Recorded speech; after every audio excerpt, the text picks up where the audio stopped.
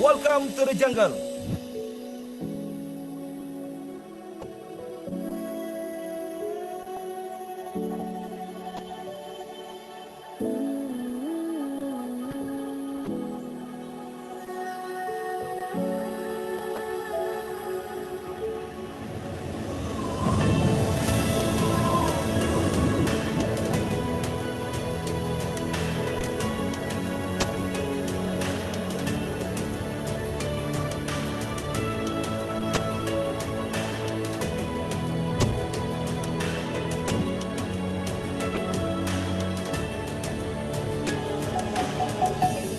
Selamat datang ke Kinabatangan.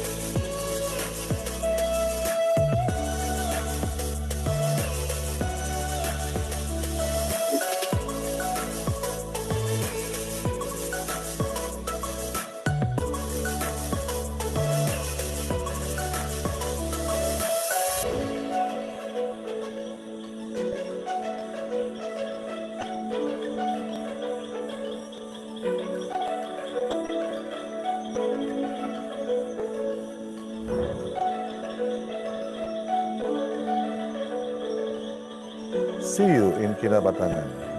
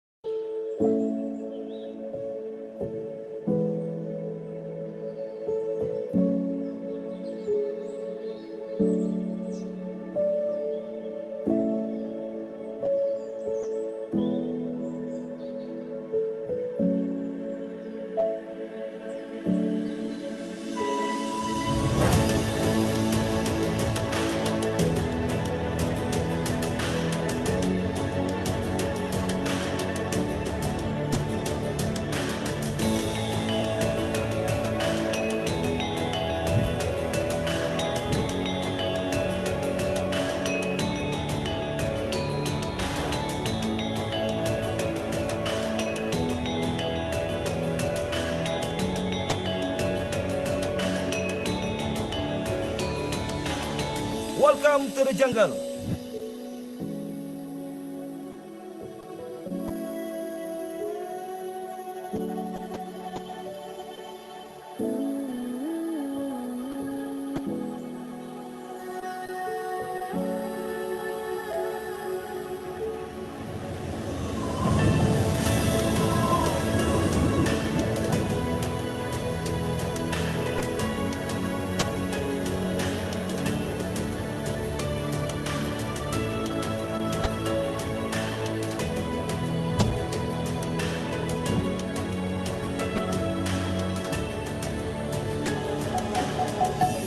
Selamat datang ke Kinabatangan.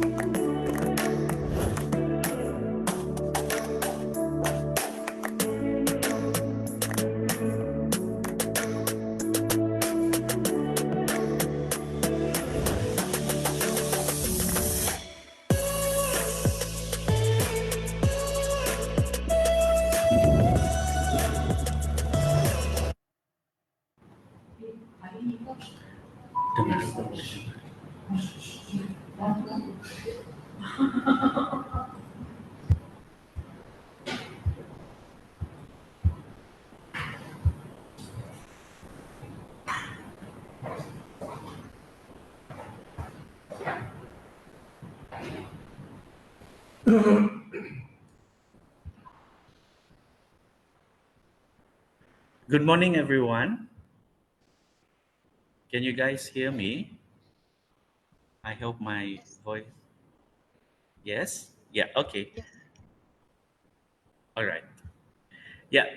So, good morning and selamat pagi, everyone. Welcome back to the Regional Tourism Conference 2021 with the theme of revitalizing the tourism industry and businesses in the new normal, transforming the face of tourism, adapting and reflecting on resilience. So, this is our second day of this conference. And for today's conference, there will be two presentations by two prominent academic professors in the field of tourism, Professor Dr. Fuad and also Professor Dr. Jennifer. Um, a slight change in the program today. Okay, instead of having the Q&A and discussion after each presenters, okay, we'll move the Q&A and discussion session after both professors presented their topic. Yeah. So without further ado, I would like to invite our first presenter, Professor Dr. Ahmad Puat Matsom, the Dean of the Graduate School, University Sultan Zainal Abidin, UNISA. Professor Dr. Ahmad Puat's specialization areas are in tourism studies, which include tourism planning and development, sustainable tourism, community participation in tourism, tourism marketing, tourism crisis management, and Muslim-friendly tourism. He has previously worked at University Science Malaysia and spent 2 years on secondment to Al Faisal University Prince Sultan College for Tourism and Business, Saudi Arabia. He obtained his bachelor degree from the Iowa State University, the United States of America, master and doctoral degrees from University of Lincolnshire and Humberside and Strathclyde University in the UK, respectively. For today's conference, Professor Dr. Ahmad Puat Matsom will be presenting a topic about review and changes of tourism curriculum in the new normal. Therefore, I would like to invite Professor Dr. Ahmad Puat for the first presentation.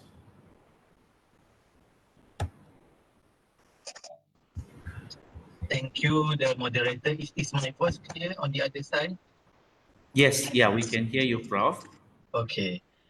First and foremost, I would like to extend my appreciation and thank you to the organizer, in particular Borneo Tourism Research Centre, and the chairperson, Professor Jennifer Chan, for inviting me to this regional conference. I'm very delighted to share my views on this review and changes of tourism curriculum in the new normal. So let me share my slide.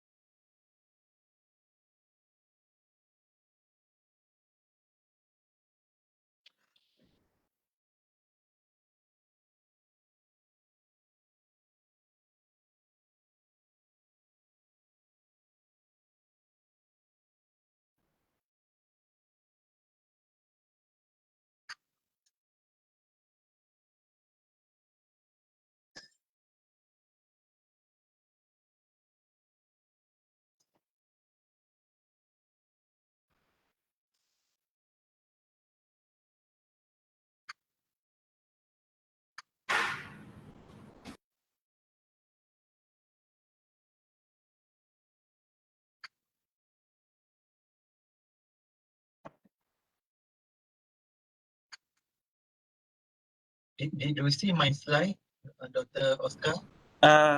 Yeah. Do we have, Prof? Yes, yeah. Okay, we'll share your slide, Prof, from our side. Okay, okay. So Yeah, then I give stop us, yeah, sharing. yeah, yeah. Just 1 minute.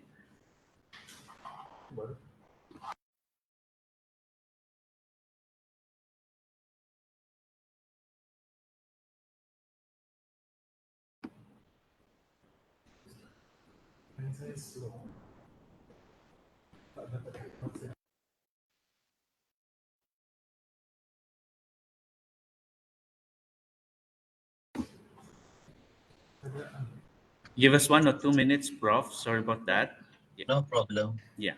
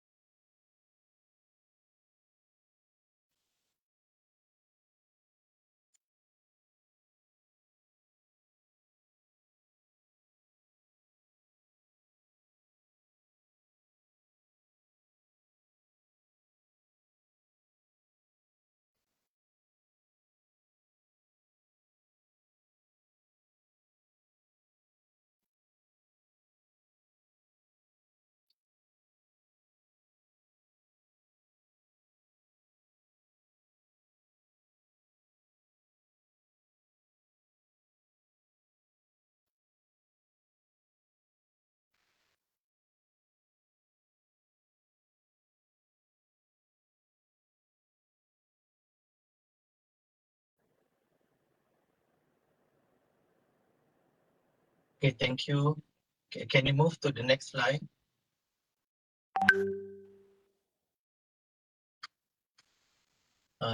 Just to give a quick recap to what was discussed yesterday, and we have noticed that our industry, tourism, is very prone to crisis, very fragile.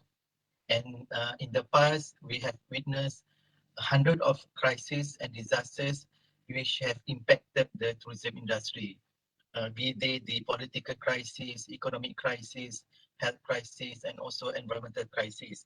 So there have been different typology of crises which have been extensively discussed in the literature, and also some scholars would like that they like to define or categorize the crisis according to national crisis as well as a man-made crisis. And this COVID-19, which originally started in Wuhan, China, as a health crisis, but it spread to all over the world as a economic crisis. It's a combination of health and economic crisis. In the discussion, it is always said that tourism industry is quick to recover from crisis. And there have been also discussion about there are crises which are so-called the Cobra type, which is very sudden. I gave you example like the Bali bombing or the 9/11. These were considered as the Cobra type of crisis. But there are also crises which was classified as like the Python, Urasawa, which is very slow moving. But according to the impact, um, the Python type of crisis, actually the impact can be very prolonged.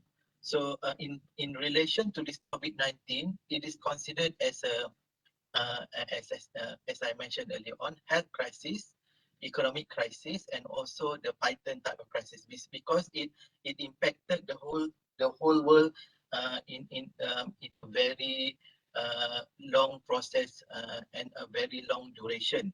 And starting from early last year until now, so it's almost 2 years now that we have been impacted um, by this pandemic. So in general, we can say that Malaysia is relatively perceived by tourists as a very safe destination in Southeast Asia as compared to our neighboring countries, in particular Indonesia, because Indonesia, they have a lot of crises of different types.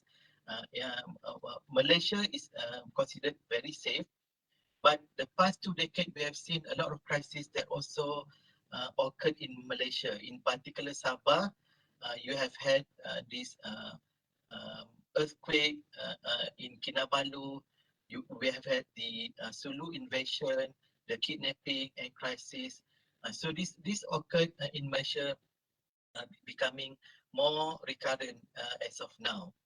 So as I said just now, that the industry is very quick to recover from crisis, but COVID-19 is a very rare, exceptionally rare crisis, and we have seen that the whole world is being disrupted, has been put to a standstill due to the COVID-19, and in particular tourism businesses, many have collapsed. Giant hotel, for example, established hotel, they have cease operation and so on. So it's very impactful, the impact of crisis COVID-19. Okay, next slide. And how does this tourism relates to tourism education?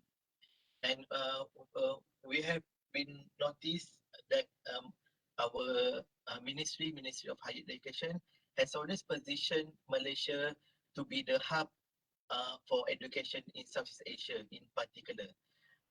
And according to our previous target, that was before COVID, Malaysia was expected to receive 250 international students by 2025. And before the COVID also, we targeted to achieve 200 international students in 2020. And to generate about 15 billion ringgit of money into the economy. That account for about 4% of total GDP, as opposed to 7% contributed by the tourism industry.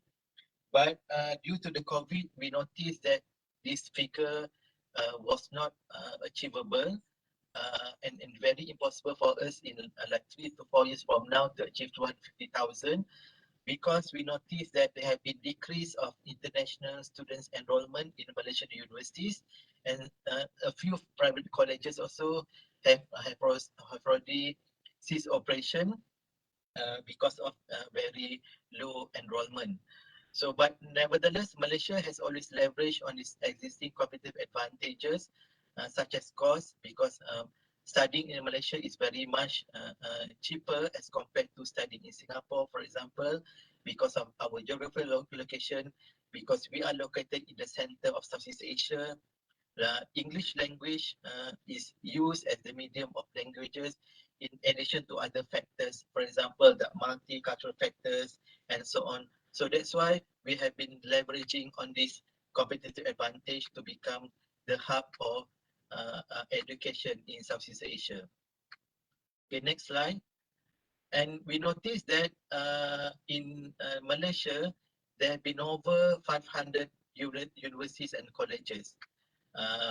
About 20 public universities, including UMS, and we have nearly 500 universities, university colleges, international branch campuses, and also colleges in Malaysia. International branch campuses include like Swinburne University, Curtin University, what else? Monash University, Harvard University, and we have one from China, Xiamen University. Okay, next slide. Okay, this is actually the figure of student enrollment of postgraduate in public universities, and we noticed that throughout the period 2019, the pre-COVID and during the COVID, and this year, we noticed that the number of enrollment has decreased a lot because of this travel restriction, and international students, as they resort to online enrollment or an online education, And we expect that this number will pick up as Malaysia has already relaxed the travel restriction. And in fact, like foreign students, if they are enrolled in the universities in Malaysia, they are in fact allowed to enter the country, but subject to the SOP prescribed by our Tourism Security Council, Malaysia Security Council. Okay, next slide. And we noticed that for the past 2 years, ever since COVID started, the pandemic started, a lot of studies, a lot of webinars, they have analyzed the impact of the pandemic on the tourism industry, but very few actually look at how the pandemic impacted the tourism education. So this topic is very much overlooked, and we noticed that tourism education always follows the trend in the industry. What happened in the industry in terms of the trends is always followed closely by the tourism education from the higher institution, so that we have to make sure that our education that we offer are very much relevant. And in fact, tourism and cognitive courses offered by higher education institutions are essentially a part of the tourism system. Okay, next slide. Okay, and why tourism education is very important for this industry? Because there have been a constant increase in the needs for higher educated employees. Because they need, we need to have qualified employees in our industry.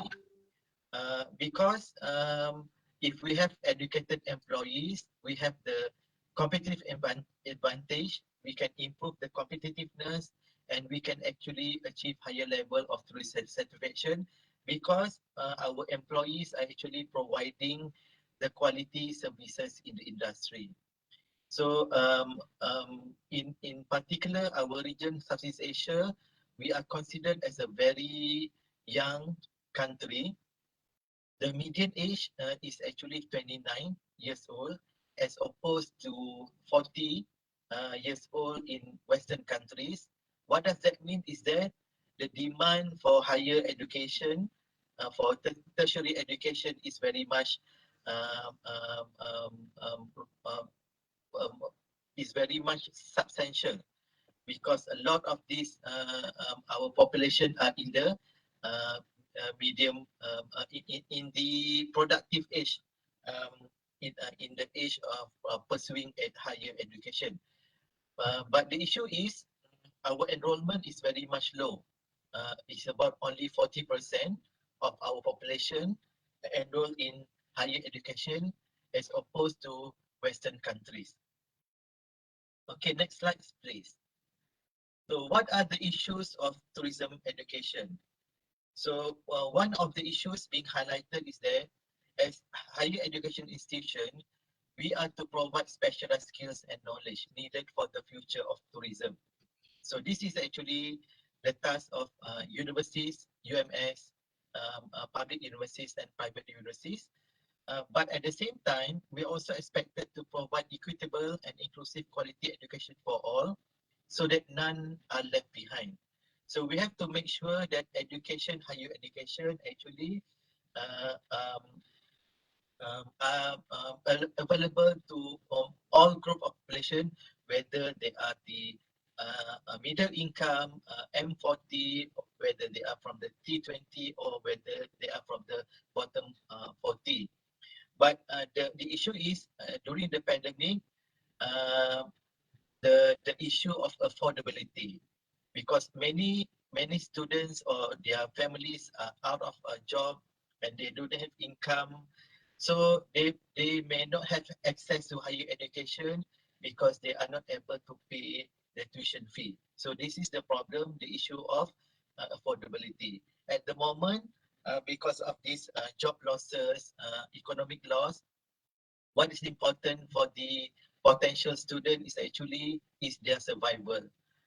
But I noticed from a study that crisis, especially economic recession, it occurs every 10 years. Every decade, we have an economic crisis or global recession. So we recall like 1987, 98, we have a global recession, and it recurred again in 1998, 1999, and 2006 also we have global recession. What happened during this recession is that we noticed that the education system was booming during recession. What does that mean is that during recession, many people they opted for higher education studies because they couldn't find job, so they ended up doing master, or they ended up doing PhD. But this pandemic is different because many are out of job, so they don't have much options.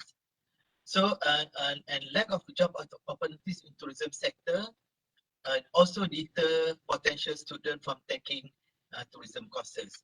So they opine that what's the point of taking tourism courses when the industry itself actually has been impacted very badly.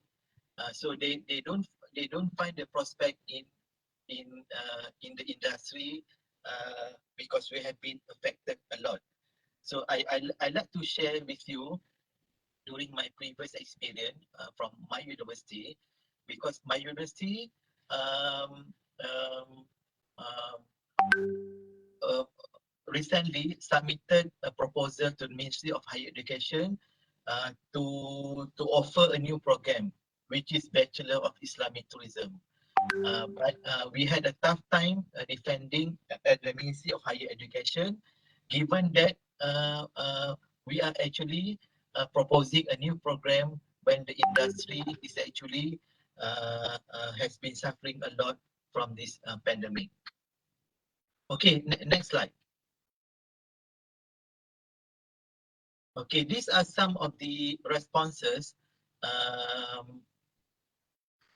highlighted by D. Greiter in his study, saying what are the responses from the respondent about what deterred them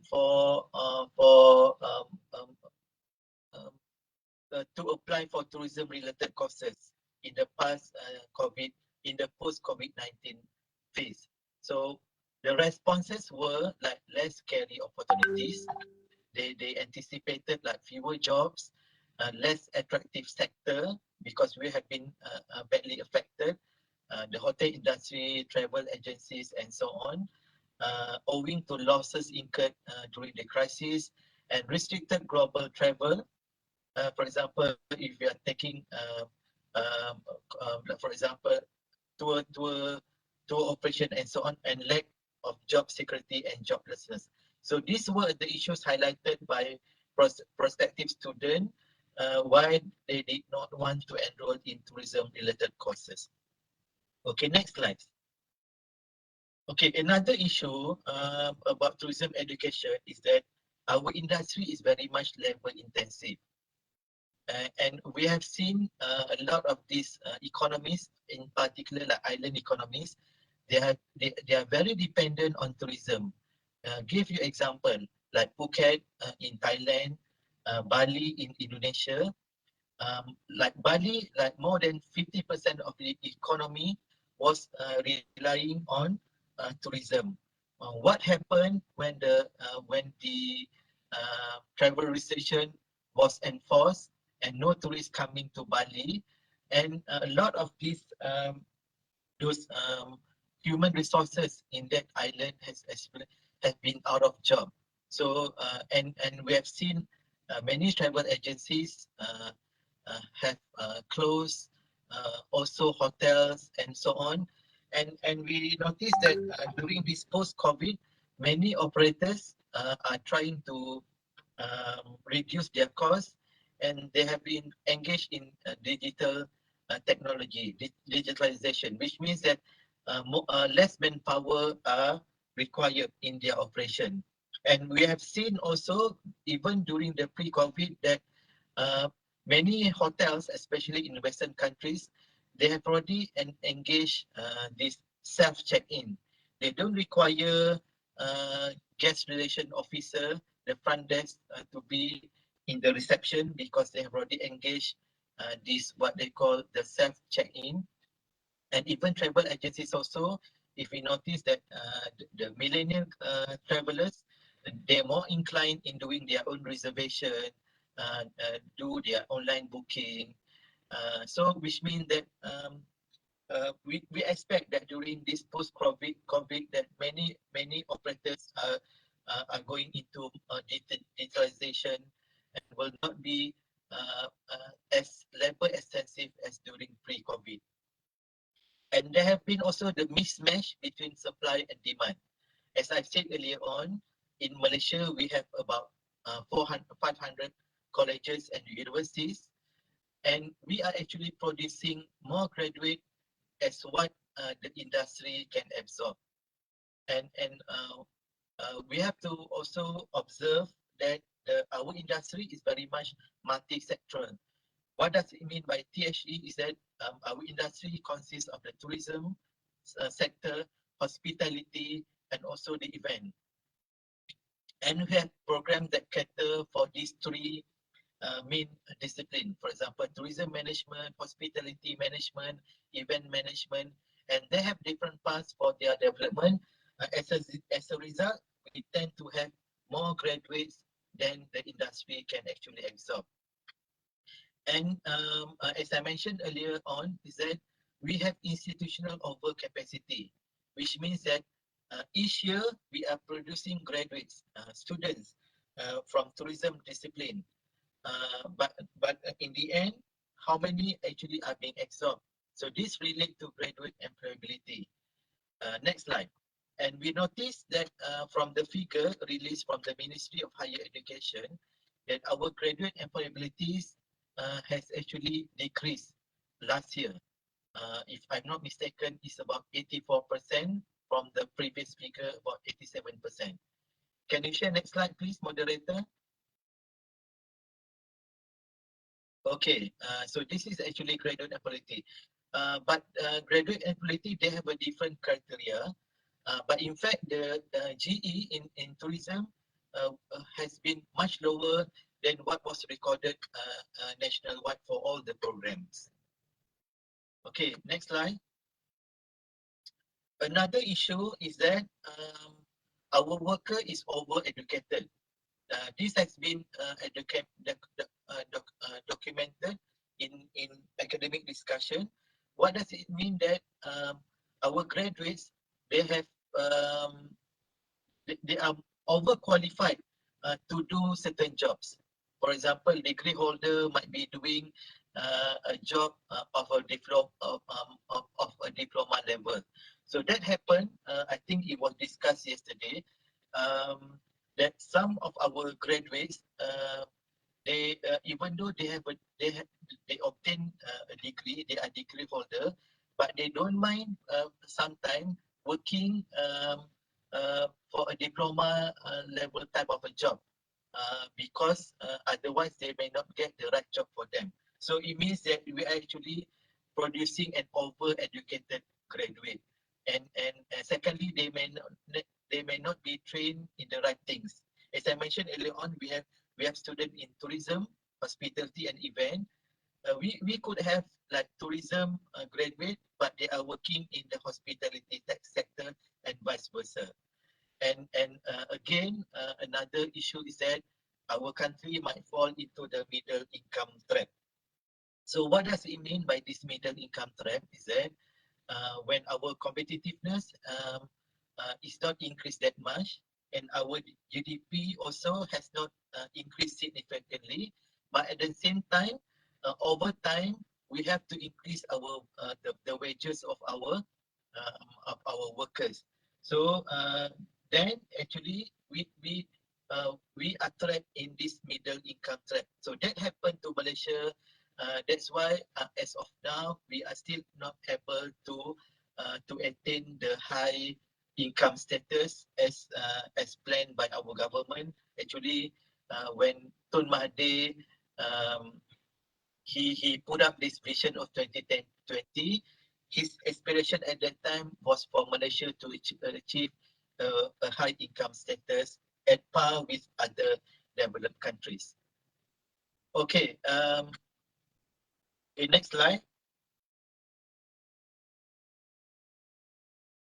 Okay, I think you can just share the next slides.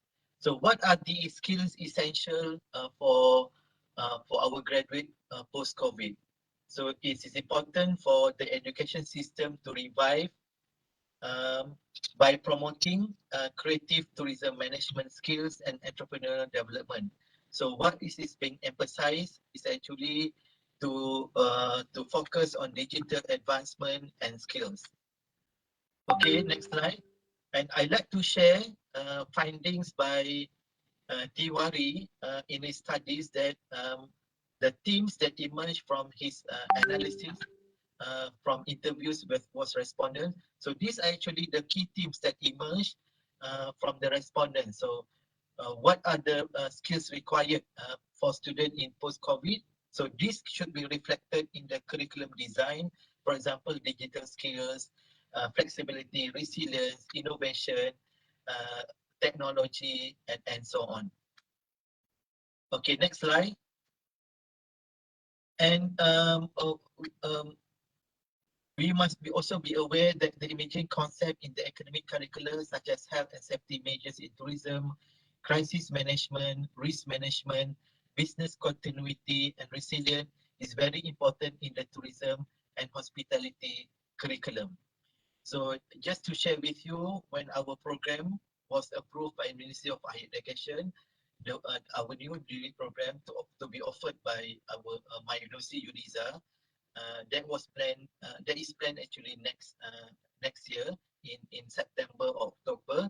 So we have been advised by the Ministry of Higher Education to embed crisis management course in our program. So this is very important because we have to highlight to our students, highlight to the tourism operators that crisis management is very important.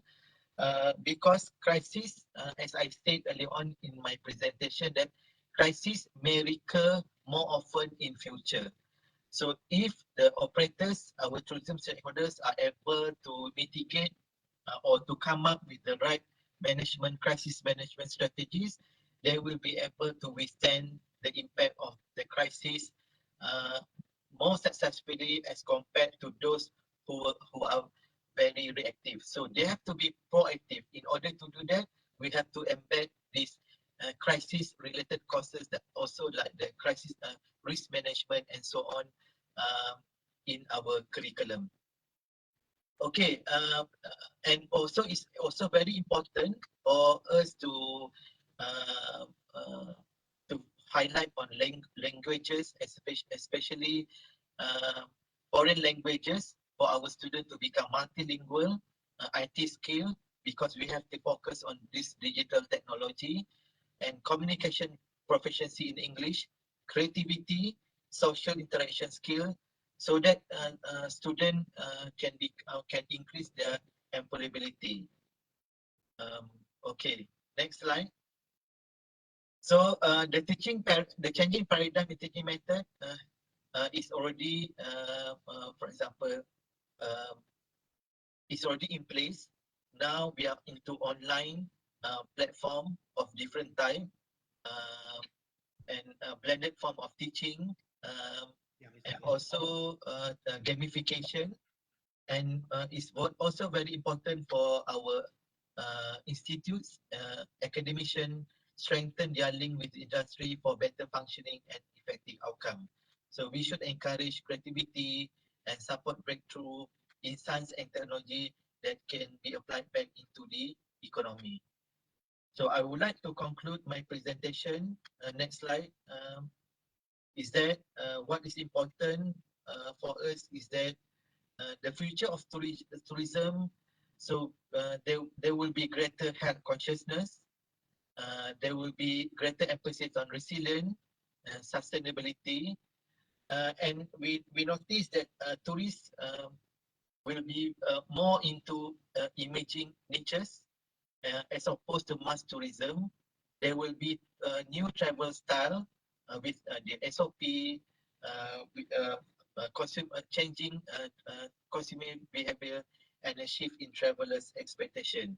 With all these, the new trends, so that will be embedded in our curriculum because the future of tourism will not be the same as what we experienced during the pre-COVID. Um, I just talked to Professor Jennifer last night, and traveling during this pandemic is very much risky. And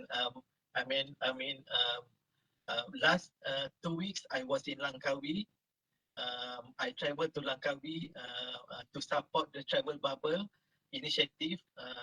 But on my way back, my flight was actually um, cancelled last minute, and these are the things that we have to go through during this COVID period. There are so much uncertainty. So risk taking is very much like what we have to endure for the next 2-3 years. And I couldn't imagine if we were to travel overseas that there are so much uncertainty. And we notice, for example, Thailand, they wanted to welcome international tourists, but they still impose quarantine, 10 days quarantine for travelers. Of course, we do not want to travel to Phuket, for example, to Bangkok, but in the end, we have to be quarantined. We have to stay in hotel room for 10 days. That will be an extra cost to us. So these are something that we have to bear for a few years before hopefully that we could return to normal. So with that, I would like to end my presentation. Thank you to the organizer and back to the moderator. Thank you so much, Professor Dr. Ahmad.Mansur from UNISA for that fruitful discussion on the curriculum in tourism. Yeah. So again, for everyone who have recently joined us, okay, this morning for the second day of this conference, this morning we are discussing about the changes in curriculum and research directions and reflections within the new normal context. So just now we have heard from Professor Dr. Ahmad.Mansur, the Dean of the Graduate School of University Sultan Zainal Abidin, on the topic of review and changes of tourism curriculum in the new normal. So before we proceed with our second presentation, I would like to remind all participants, if you have any questions, okay, and also concern about this curriculum and research design, adapting it to the new normal, please write in your question in the chat box. Okay, so we will ask both professors, okay, later about these questions, during the Q&A session. Okay, so our second presenter is the conference chair herself, okay, Professor Dr. Jennifer Chan Kim Lian, Professor of Tourism and the Director of Borneo Tourism Research Centre, BTRC, in the Faculty of Business, Economics and Accountancy, University, Malaysia, Sabah. Yeah, Professor Dr. Jennifer Chan is a distinguished fellow at the Faculty of Business, Economics and Accountancy, University Malaysia Sabah, and she has joined the faculty since 1996, as one of the pioneer lecturers. And in 2005, she received her PhD in Tourism and Hospitality Management from the University of Strathclyde in the UK. Currently, she's a member of Academy Professor Malaysia, a board member and chair for Academic Committee of the Asian Ecotourism Network, World Gastronomy Institute as advisory member Malaysia. Professor Dr. Jennifer Chan is an experienced tourism and hospitality researcher, consultant, and academic, with professional experiences in the field concerned. Her research interest areas include sustainable and responsible tourism, hospitality, human resource development, tourism consumer behavior, and service experience management, as well as qualitative and mixed method research. Her works has been published in high impact tourism journals and received several academic awards throughout her career. So for today's presentation, Professor Dr. Jennifer Chan will be presenting a topic on new research agenda for tourism and hospitality disciplines. So without further ado, I would like to invite Professor Dr. Jennifer Chan for the second presentation. Professor Dr. Jennifer, please. Okay. A very good morning and salam sejahtera to everyone here. Can you hear me? Okay. So, Yes, Prof. thank you. And can you see my slide as well? Yep. Okay, good. Thank you. So, this is the last session of our 2 days conference. I'm here to share my views on research agenda in the new normal. I guess Prof, sorry, Prof, for interrupting. Can you put it as a slideshow? slideshow. The one at the bottom. The next one, yes. Yeah, okay. Thank you, Prof. Okay, thank you. Sorry. So in this session, I'm going to share with you my views on research agenda in the new normal.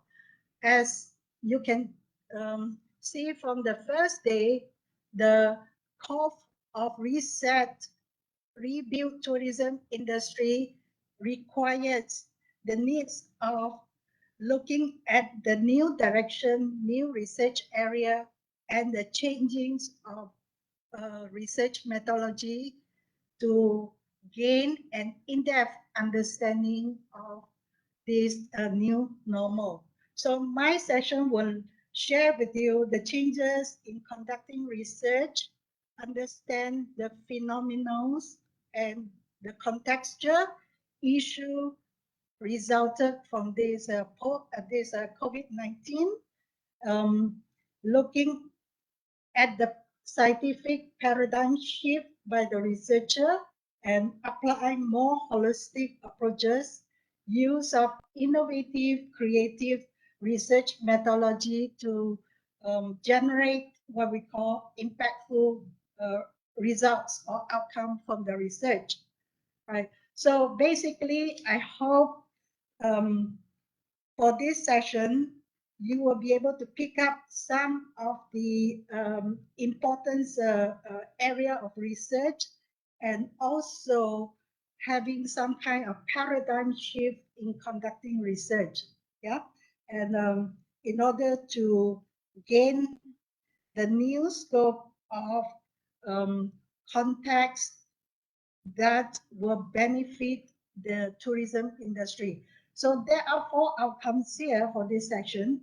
First, I would like to hope that everyone will view and use the COVID as a transformational opportunity to reform our mindset in designing and conducting research. I also hope that throughout this session, you will be able to gain some potential new research area and some of the theoretical lens that can be used for advancing and resetting industry practices and research, provide some kind of practical, theoretical implication on how to better see, understand, manage, and leverage the tourism impacts of COVID. And finally, what is more important, able to examine some of the factors or so-called the driving forces that set the tourism industry back, retaining customer to the destination. So in order for us to advance and research the research related to tourism, and hospitality in this new context, firstly, we have to ask few questions like, what are the new research initiatives in this new context? What are the changing research perspective? What are the new innovative and creative way of doing research? How do we produce impactful research finding to transform the research industry and businesses? And what are the appropriate strategy that we can use to strengthen, rebuild, and transform tourism industry? So moving on, that means we have to have an intense review of the current context, issue, challenges faced by the various tourism sector. Bear in mind that each of the sub-tourism sector, for example, hotel, airline, tour operator, food and beverage, they are having different issues, different challenges to some extent, and they are not homogeneous. So as a researcher, we need to think and get in-depth understanding what is so different. Like yesterday, Fiona shared with us the context of hotels, right? What are the issues? What are the challenges? What are the priority? Unlike when you compare to tour operator, which is another extreme uh, being affected by the COVID in terms of closure of business, um, the traveling issue. Yeah? So in this case, we are looking at what are the changes of tourism research that we need to be more mindful, and how do we apply research, especially looking into the effects and the possible solution for post-pandemic recovery. And with that, we will be able to identify the possible direction for future research and setting. Eventually, we will be able to set a new agenda and research revenue.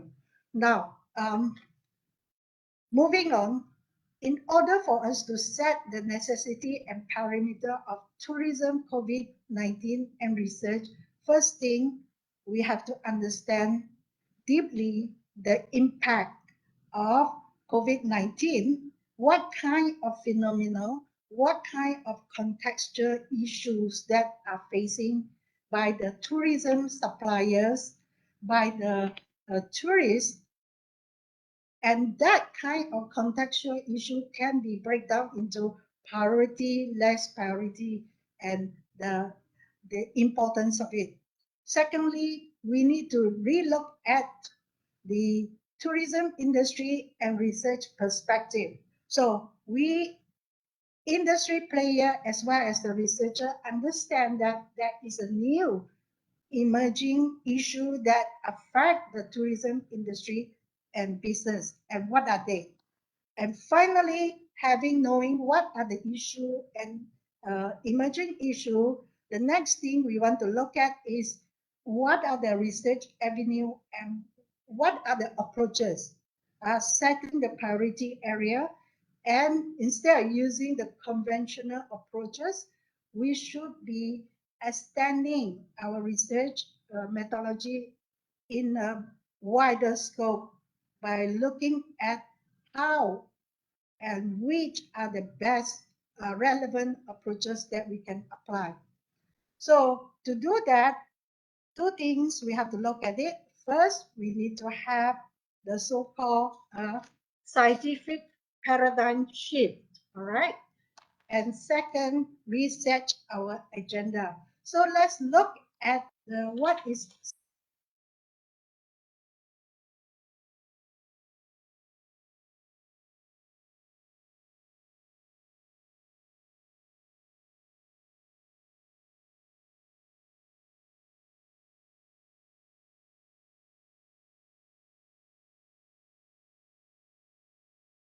and skills may not be relevant. So secondly, we need to reset our research agenda, which focus on the impacts, the behavior, experiences gained by the three tourism stakeholders, which are tourism demand, tourism supply, and destination management organization, and policy maker. So we have three different scopes of research agenda, whether we want to focus solely on the tourism suppliers or provider, the tourist behavior, the market, potential market segments, or we want us to look at the destination management organization and the policy. So it's very important we look at the impact, the behavior, the experiences gained by all these three different stakeholders in the three stages. So we look at how do they respond at the response stage, the recovery stage, and the reset stage. So this gives you a new direction and scope of what we should do when we talk about advancing and resetting the research. Yeah. Now, why do we focus so much on tourism and COVID pandemic? Simply, tourism is a very complex system and it is interrelated process and forces. And tourism is very important in the sense that according to UNWTO 2020, tourism is the most important global employer. It employs 1 in 10 jobs are related to tourism. Secondly, tourism is the major GDP contribution. And in Malaysia, it is the third GDP contribution. However, tourism is very vulnerable industry that is what you call affected to numerous environmental, political, and social economic risks. So it is affected by local, regional, global, political, economic, social, and environmental context within its situation. So this is clearly reflected in the current COVID-19 pandemic. So what are some of the key areas that impact of COVID-19 pandemic? If you look at tourism and hospitality industry,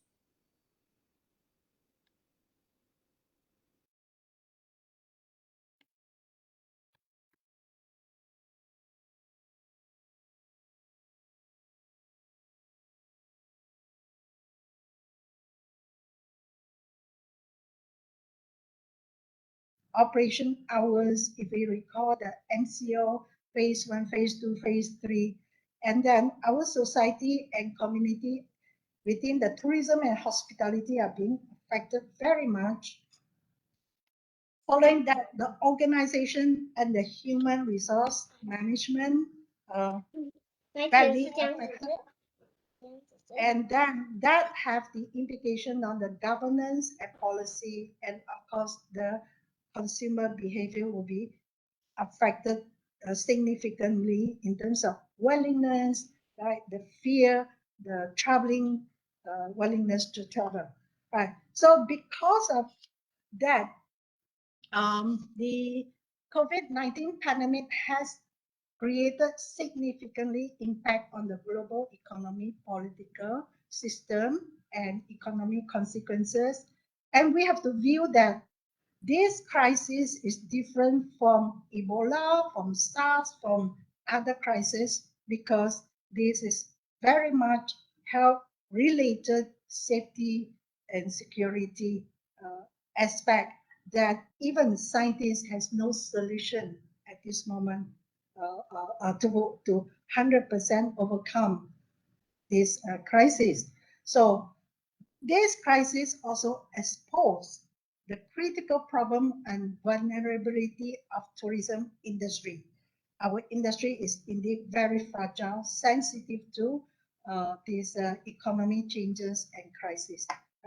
So we also need to understand that this pandemic has brought us a profound and long-term structure and transformation changes to our tourism as a social economy activity and industry. So we will see the impact will be very heterogeneous. That means not the same in space, means in different locations, and times. It keeps evolving. So it's very dynamic. So it become a dramatic changes in how business act and consumer behavior. So we realize, right, in our daily life, suddenly the SOP change, suddenly the airline schedule change, right? A lot of uncertainty, like Prof. Fuad mentioned to you. And for your information also, I'm initially expected to fly back to Kota Kinabalu, and now I'm stuck, yeah, in this in Penang, in one of the hotel to deliver this. So a lot of uncertainty, and you will feel that the business as usual will be very different. Yeah? So therefore, we need to readjust and adapting to this new norm and customize the measure. So you expect a lot of changes. Don't expect five-star hotel services like pre-COVID, right? And we also very much focus on employees, customer health and safety, and to what extent we want to know the customer or the tourist willingness to travel to accept the product. So in short, the consequences of a COVID pandemic has created a new fertile context for us to carry out a research. So to me, COVID-19 pandemic is a wake-up call for restructuring the tourism industry and business.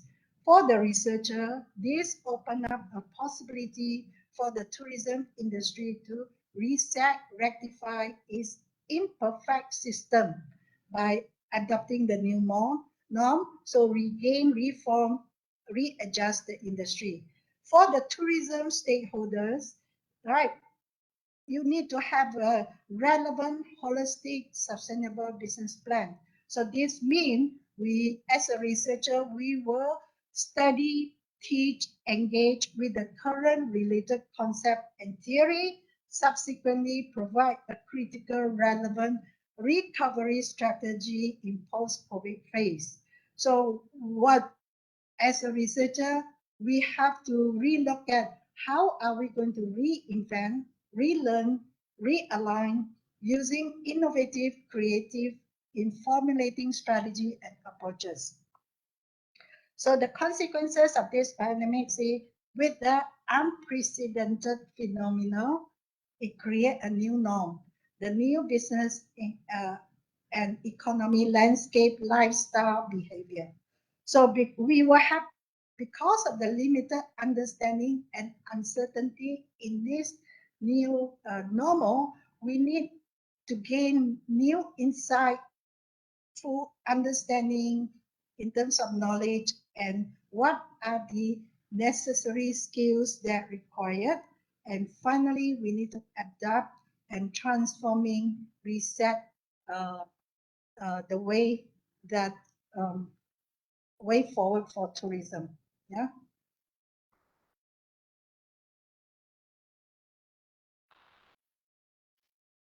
So that is a significant impact on the tourism and hospitality research agenda in numerous fields. So one of it, we can look at the economy landscape, the consumer behavior and marketing, business management and operation with a new business model, to what extent the ICT application and its relevancy in the context of tourism, the policy related to safety, health, and practices within the tourism and hospitality industry, the human capital development, financial accounting, especially the cost control, the talent management with regards to what kind of new knowledge, what kind of skills, what kind of training program that we need to move propose, and of course the future of work in tourism and hotel industry.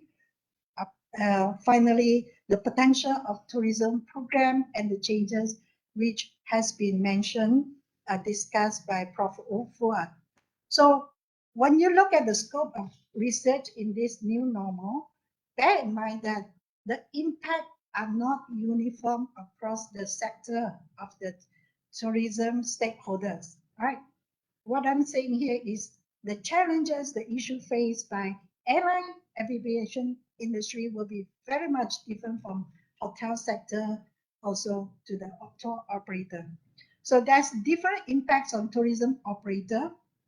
And for example, the intermediary, the event organizer, transportation, because it also differ in terms of their size, location, management, and ownership style, right? International management company versus the individual ownership. So it is highly heterogeneous tourism demand as well, because the leisure and the business travelers, the group versus the independent tourists, the special interest group, corporate travel will have a different expectation, different behavior. So what I'm saying is that we will anticipate different impacts and implications. So these are the worthy area for us to focus, right? And we also provide enriched explanatory power about the root of such disparity with the scope of invasion or test or any suggestion on how to address inequality or disadvantage that may cause them to the various group of tourism stakeholders. Yeah, so you can actually compare within the different sector, and analysis should include the major tourism stakeholders such as the employee, the local community, the entrepreneurs, the tourism educators, researchers, scholars, students. So in this sense, the scope of our research in terms of respondents, in terms of analysis, in terms of perspectives should be widened. So setting research parameter, look at the scope, what are the significant changes, and then the scale of crisis and the impact on operation, on employees, employers, customer are very different compared to the previous crisis. Generating new knowledge to provide insight to the tourism of how to transform their operation. So here, towards the end, we have to make sure that our contribution with that new knowledge are capable to align to the new emerging gaps or solving or propose the solutions that the stakeholders needs, and that in the context of post-COVID. There are two areas of focus when we look at the research tourism in response to COVID-19. The first one is the changes. We want to understand what kind of changes happening. And the changes is very selective or optional.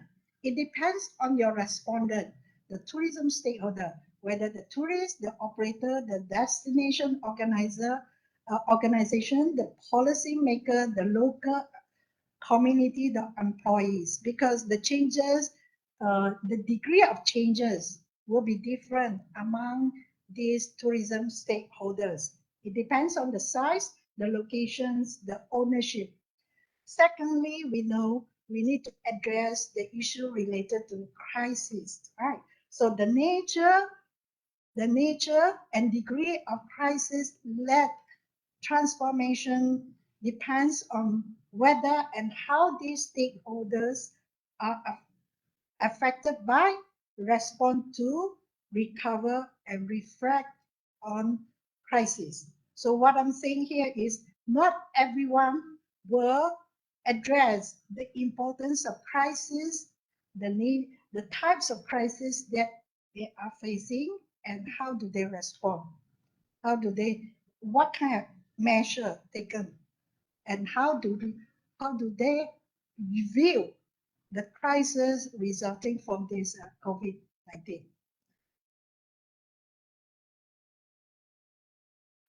Moving on, so in short, the tourism COVID-19 research should provide a better understanding, predict, inform, and shape the changes. in this sense, we need a deeper understanding of the tourism stakeholders, their behavior, their cognitive, their emotion, their psychological, ideological, the driver, action, reaction to the COVID impact. Second, we need to look at stakeholders' life and perceive COVID-19's experiences, their consciousness, their mindfulness, their capability and willingness to understand and act proactively or reactively to the pandemic. Because all this affect, influence their attitude, behavior, and change potential, right? So in that way, we'll be able to advance our knowledge to inform, to foster, to shape, or even lead such crisis transformation. Otherwise, we are just simply experience another crisis after the other, like Liu 2020 mentioned that. Yeah. So the research study should contribute to critical area that gear to growth and develop the tourism sector, align the research effort of the diverse tourism stakeholders. So what I'm saying here, whatever research that you are focused, it has to align to the who are your target market that your research finding can be consumed, can be applied. Yeah?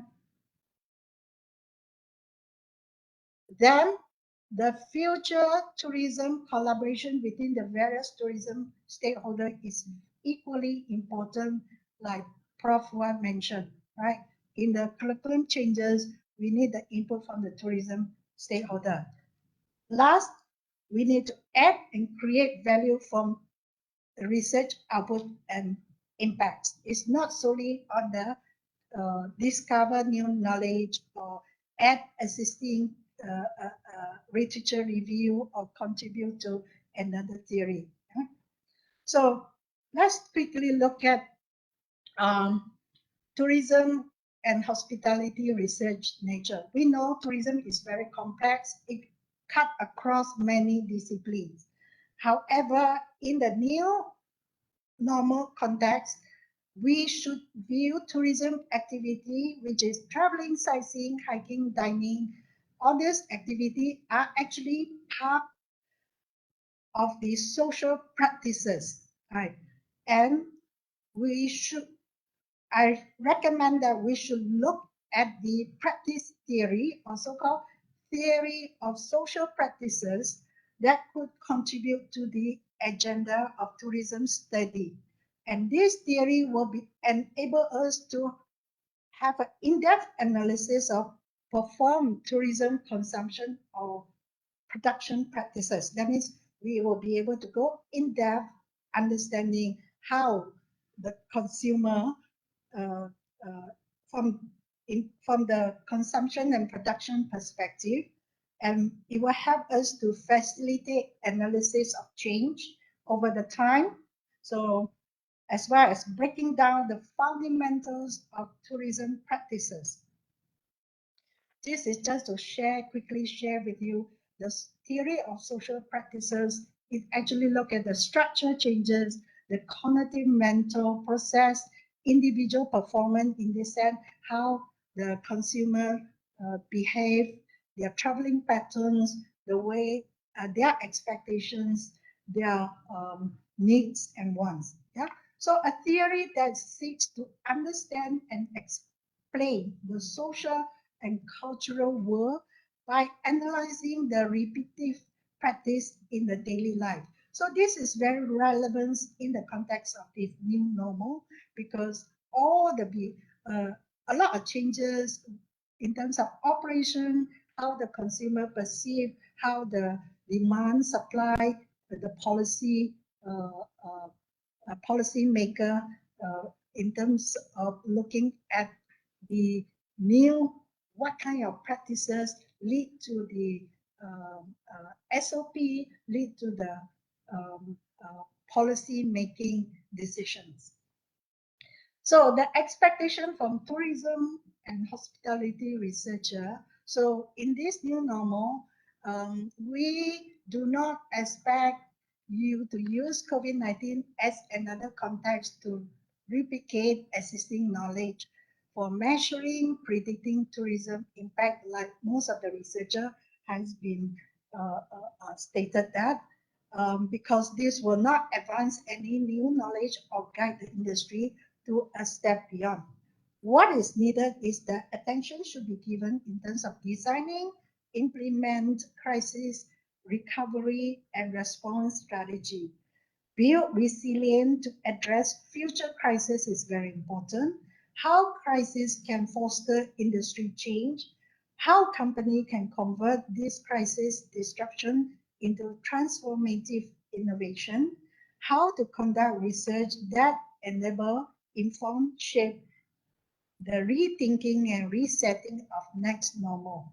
So why we need to pay the attention to this area is because tourism is the interrelated social, cultural, economic, psychological, and political implication. And it has a different magnitude on this aspect. So some of the suggested research approach are: we should see new things and see whatever research issue differently to inform and guide tourism future. Think out of the box, be creative and flexible thinking that challenges and goes beyond the existing pre-assumption and mindset. So what? What is beyond this? And we should have comprehensive review of related literature review plus industry perspective. Yeah? And we should also seek theories to provide holistic pedagogy to rebuild and transform tourism. A transformative research go beyond replicating and reconfirming the existing knowledge. So what I'd like to introduce here is, in order for us to advance our tourism research through the concept of design thinking, I found that this design thinking is actually a very relevant methodology for tourism researcher to consider when within this new context. It is more of a solution-based approach to solve the problem. So we have the gaps, we have the problem. Let's use the design thinking methodology approach. Yeah. So again, research design approaches, we should, as a researcher, I highly you adapt the interdiscipline, multidiscipline to addressing the need, translational, combined research and innovation, demand-driven, where we need to collaborate with the industry, with the community, with the policymaker, and seeking for impacts and output. Yeah. So some of the direction of the research that you can be considered, for example, whatever research today we do would be good to guided by 17 Sustainable Development Goal. Like yesterday, Dr. Gana stated that using ecotourism as an approach to address in this new context as one of the possible solution to overcome the crowdedness. Sustainability and responsible practices is very much into the current trend, changing human behavior, new business model and trend. And what is more is important in terms of adjusting our research toward direction of sustainability, well-being in the era of COVID-19. Within the Malaysia context, we can look at the 12 Malaysian plan, typo error, 3 themes, which is resetting the economy, strengthening security, well-being, and inclusivity, advancing sustainability. In the case of Sabah's context, we can be guided by the Sabah Maju Jaya plan, the 3 area agriculture sector, industry and tourism.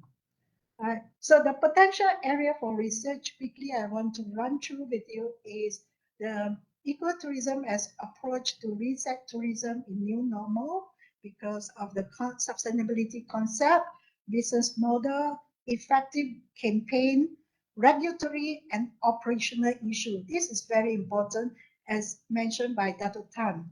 The whole tourism industry and business is ultimately deterred by the regulatory and operational issue, recovery of Asian country and market, concept of sustainable travel feature and trend, re-establish connectivity, how do we move forward, creating authentic and memorable experiences, and of course, rebuild consumer confidence and potential markets. So these are the some potential area of research to be considered. So what are the priority area? Here are some of the suggestions. What are the government's intervention and role to sustain tourism in the future? What will be the impact of such governmental behavior on future of tourism and destination tourism policy making and strategy? COVID has raised political, geopolitical governance issue that frameworks and concepts from this discipline would need to be used to enlighten such research. Tourism employment issue, the pressure, tourism students and graduates address the health of industry, internship, recruitment, questionable career path. Tourism program and university are facing with reduced tourism student intake, industry, government sponsorship, and research funding, and of course, our SME social entrepreneurship. So I just want to share with you the existing research done in hospitality industry by Reza et al. Basically, when you look at the research approach, it's more on reporting the impact, the stimulus, modeling, comparing with public health, measuring the impact. So these are very so-called a very narrow scope that will not help to benefit the industry. Yeah. And if you look at on the other side, the percentage of paper in the subject on safety and health issue on hospitality workers on the employment is only 7%. Travel behavior only 4%. So what I'm saying here is that the existing research agenda does not cover in what is needed in the resetting, rebuild, transforming the tourism industry. Yeah? So with that, thank you very much for your listening. And these are, in fact, excellent, beautiful photograph I took in Kota Kinabalu, Sabah sunset. Thank you very much. All right, thank you so much, Professor Dr. Jennifer, for that very interesting presentation, and we appreciate your time spending with us this morning. I think we have few questions in the chat box for the discussion and Q&A session. So I'll just read the question, and then I'll maybe both of our professors this morning can respond to these questions, yeah, from our audiences. The first one is from Mr. Albert Teo. Um, the question is for Professor Dr. Ahmad Puat. Okay, so the question is, graduates like all others will face a much reduced pool of workforces due to recession. How do you encourage them to lower the expectation in order to enter the workforce given in the new post-COVID-19 scenario? Maybe we'll start with Professor Dr. Ahmad Puat. Thank you, Dr. Oscar. Okay, thank you for the question from Albert Teo. Okay, in responding to your question, I wouldn't say that they should lower their expectation, but somehow they should change their mindset. As I mentioned earlier on, in order for them to enter the job market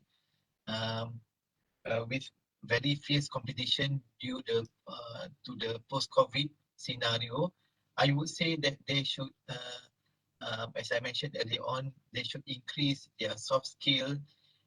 They should be more multi-skilling. They should be more analytical, creative entrepreneur, and also they should be prepared to enter non-tourism sector. So that would I would advise the students when they enter the job market. And then another thing is that when you see from employees' perspective, they are looking for graduate with initiative, with deep skill in problem solving, communication skill, and also they are being more self-reliant. So those are the things that graduate should have when they apply for jobs. Okay, Right. Dr. Yeah, okay. Yeah, thank you so much, Prof. Maybe Prof. Jennifer, if you would like to respond to the same question, yeah, Yes. from Yeah. both Thank you. sides. Yeah, yeah. Yeah. Thank you, Dr. Oswald. Thank you, Albert, for raising such an important issue that probably faced by the industry player. First of all, before our student going out for the intern or ready for job, we will need to educate them to lower their expectation. Okay, and inform that we are in a new normal. Everything will be changed. Things will be very different from what you expected in pre-COVID, because in the pre-COVID tourism was booming, right? And today's context, everyone is suffer uncertainty, and we do not know what to expect. So I would ask my student to lower the expectation. And on top of that, I would get more industry players to come and share the reality of the situation, the expectation from the employer, as well as I would encourage the student to take the chance to accept what is being offered and attend as many training as possible to enhance so-called the upskilling to understand the situation better. That's all for me. Thank you.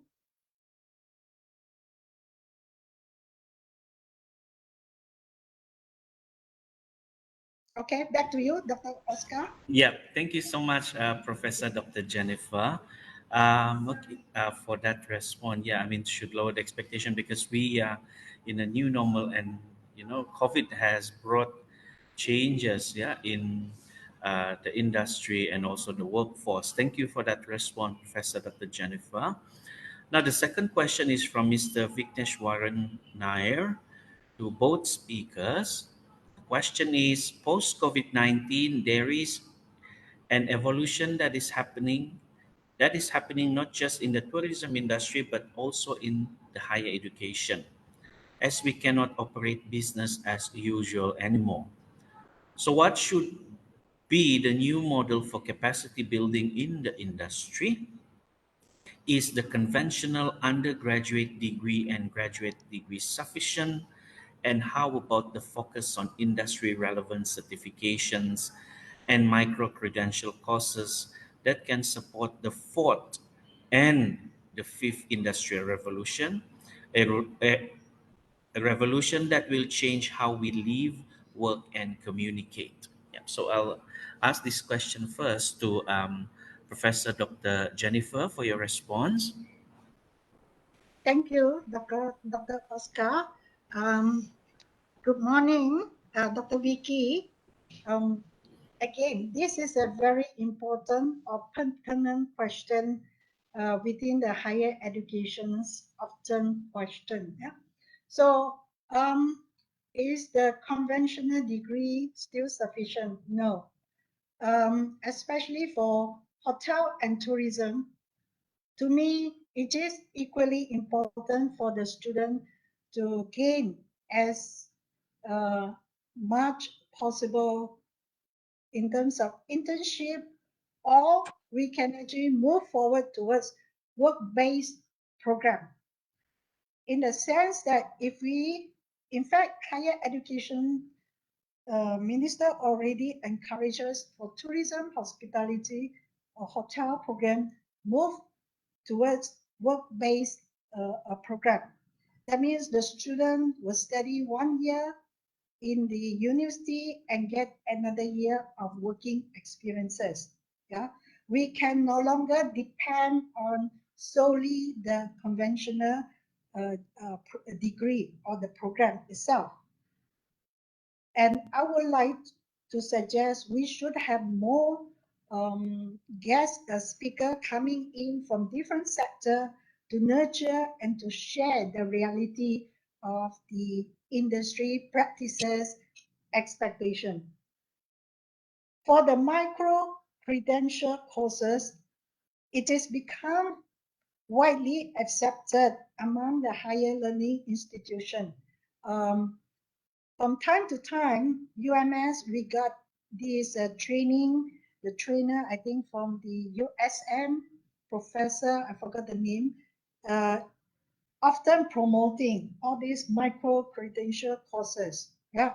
So we are saying that the higher education institutions should develop improve the capacity in terms of offering more flexibility approach of learning and teaching. Yeah, and how it changed it also changed the way we learn in terms of easy access wherever we want to learn, a flexible method.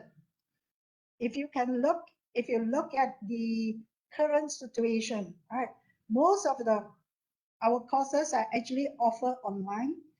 And then in terms of assessment, you don't necessary to have 100% midterm or final exam. We tend to look at the nature or the content of the courses are more into the applications, the developing the students a critical analysis of way of learning. Yeah, that's all for me, Dr. Oscar. Yeah, thank you so much, Professor Dr. Jennifer, for that response. I would like to pose the same question to Professor Dr. Ahmad Puat. Thank you, Dr. Oscar. Also, thank you to Prof. Vicky for the question. I think I respond along the same line as what mentioned by Prof. Jennifer, that when Ministry of Higher Education, when they already prescribed to Higher Education Institute that when they want to offer new program, they should engage more content in transformative learning. So there should be more industrial experience. It's what we did when we wanted to offer a new program. So even our program also, the mode is actually 2U2I, either 2U2I or 3U1I, because according to the ministry, if the student gets more industrial experience, their employability will also be increased. So there should be an element of transformative learning in the content of the curriculum. And about the capacity building, I think it should be more customized due to the COVID. We should put the content more specialized towards the needs of the customers. And also we should engage educational technology to facilitate the learning. So because post-COVID, digitalization is becoming more mainstream and become more important. And as mentioned by Prof. Jennifer, this what you call this micro credential courses are also being accepted by the ministry, and combination of these courses can also be accumulated and to equate to a certain level of a certification. For example, you can have a certificate or diploma if you have those combination, these cumulative courses. But these are something new. among the higher education institute. If I'm not mistaken, there are some research university like UTM, they have already like prescribed credential, micro-credential courses that can be taken by outsiders, and their cumulative can also be converted to a certain certification. So it's becoming accepted as of now. Okay, Dr. Oscar?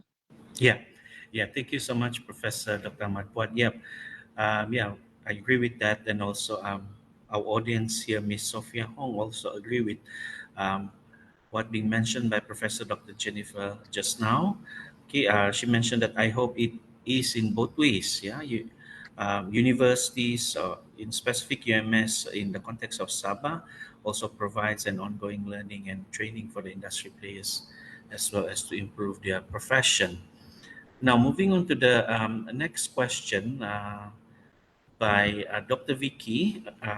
This question is to Professor Dr. Ahmad Buat. Post COVID 19, the tourism industry is evolving with more focus on sustainable and responsible tourism. So, what should be included in the curriculum to drum these skills further? So, I'll ask this question to Professor Dr. Ahmad Puat first, and then after that, maybe Professor Dr. Jennifer can respond as well. Yeah, Prof. Prof. Dr. Ahmad Yes, Puat.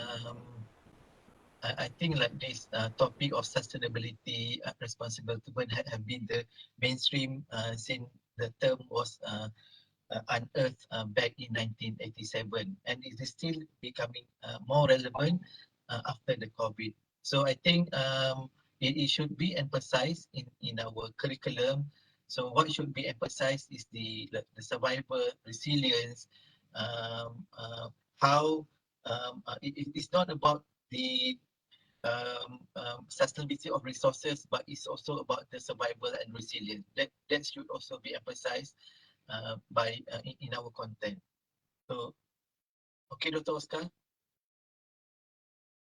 Yeah. So yeah, thank you so much, Professor Dr. Ahmad Puad. Yeah, survivability is very important these days. Yeah, I mean that's a very good point, and also resilience, which Prof mentioned just now.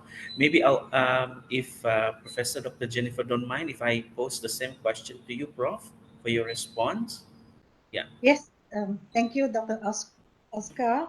Yes, indeed, the element of sustainable and responsible tourism is very crucial within this COVID-19 pandemic, right? As I mentioned earlier, this COVID-19 pandemic actually clearly exposed the vulnerability of tourism industry, right? Besides crisis, the issue of sustainability, sustainable development, growth, and practices is one of the must in the tourism industry. So in terms of curriculum, in fact, UMS, we offer sustainable destination management. In this course, I'm the lecturer for this course. So I have actually exposed, besides the theory concept to the student, one of the learning activity is that I required students to conduct a field work, which they have to select 3 tourism destinations and identify what are the areas of um, areas that students need to observe and to build the sustainability, using the sustainability concept to overcome the issue of pollution, issues of overcrowded. Right. So in this approach, the student will actually learn by applying the concept and theory into the real situations. Yeah. And of course, from time to time, we need to remind the student about the 17 Sustainable Development Goal. In this new context, everything what we are talking about, the issue of sustainable, the issue of responsibility, consumption, and production. Yeah, I totally agree with you, Prof. Vicky, the importance of these two concepts. Um, in the context of this new normal. Thank you. Dr. Oscar. Thank you so much, Professor Dr. Jennifer, for that response. Very interesting. Yeah, another interesting question, I think, okay, from Mr. Albert Teo. Yeah, the question is, with the future major source of tourists to be coming from China, what are the university doing to prepare graduates to be conversant with Chinese language so that they can be easily assimilated into the tourism industry? This is, I think, a very good question by Mr. Albert Teo. Maybe I'll start with Professor Dr. Ahmad Puat for your response. As I mentioned earlier on, Dr. Oscar and the audience, I mentioned that one of the things that we emphasize by our graduates is actually to increase the soft skill, language, communication proficiency in English, and also it's very much encouraged for our graduate to become multilingual. So they should pick up like another language that they should master on. For example, if we think that we anticipate more tourists coming from China, so they should be able to learn Chinese as their another language that they should be more proficient. I think so. Those are the things that should be picked up by our graduates, by our students. Yeah, yeah, soft skills. Yeah, Prof. Yeah, thank you. Yeah, that's um, the skills needed for future. Yeah, I mean, in relation to what you mentioned also just now on survival and also resilience, so multi skills graduates, I mean, obviously will improve the resilience and also the competitiveness of our graduates. In fact, Dr. Oscar, we have MPU courses, what we call the compulsory courses offered by university. So one of the courses actually, which is made compulsory, is foreign language. So in addition to that, like many programs, they also like add another language as their, for example, elective course to be enrolled by the students. So those are ways to increase the employability and the skill of our tourism graduates. Yeah, yeah. Thank you so much for highlighting that, Prof. Uh, Professor Dr. Jennifer. Yeah, Yes. maybe you have Dr. a different view, Prof, or a similar view. Yep, yeah. Yeah, thank you, Dr. Oscar, and thank you, Alberto, for raising this language issue. Yes, I think the first point has been covered by Prof. Fuad. Yes, we have a language subject under compulsory course where tourism and hotel students, if I'm not mistaken, they have the choice to select the language, either Mandarin, Korea. In the past, we used to emphasize on Korea also. But in the context of Sabah, in the past, we have many Chinese visitors from China. So it has become issue, and we highly encourage students to take up Mandarin courses. On top of that, I think Borneo Tourism Research Centre in the past, we have worked together with Field Tourism, District Tourism Association to identify the need analysis from the local community, to what extent they need the language. So in fact, at the Kinabatangan Tourism Association, Kota Blut and Kulu, we have actually conduct language training to the local community. So from time to time, BTRC will work with the industry player to identify the gaps that university can offer or the research center can assist, such as basic tourism courses, the service quality in the tourism industry, as well as a language training. Yes, we realize that, and we try to help from the university perspective. Yeah, thank you. That's all, Scott. Yeah, thank you, Professor Dr. Jennifer. I think there are two similar questions here, but I'll read it for both panels this morning. Yeah, the first one is from Dr. Vicky. Again, okay, as academics, we are trying to change to accommodate the evolutions that is taking shape in the industry through research and changes in the tourism programs that we offer. Nonetheless, we do have situation where the industry refuse to change or take advice from the academia. So how do we bridge this challenge? So the second question, which is almost similar, by let me check. Yeah, sorry, by Mr. Albert Teo. Again, the question: in a post-COVID-19 environment, how can the academic, government, and private sector collaborate more effectively to solve an increasingly complex global problems, from climate change to health, impacting the industry and national economy? So, yeah, maybe I'll start with Professor Dr. Jennifer for your response. Okay, thank you. Thank you, Oscar. So, what is the first question again? Huh? If you can. That is on the collaboration between industry and also academia. Okay. Yeah, how do Yeah. we reach the challenge? Yeah. Yeah. Thank you. This is when I first joined university, I realized that tourism and hotel program cannot be uh, offering without the inputs and the collaboration from the industry.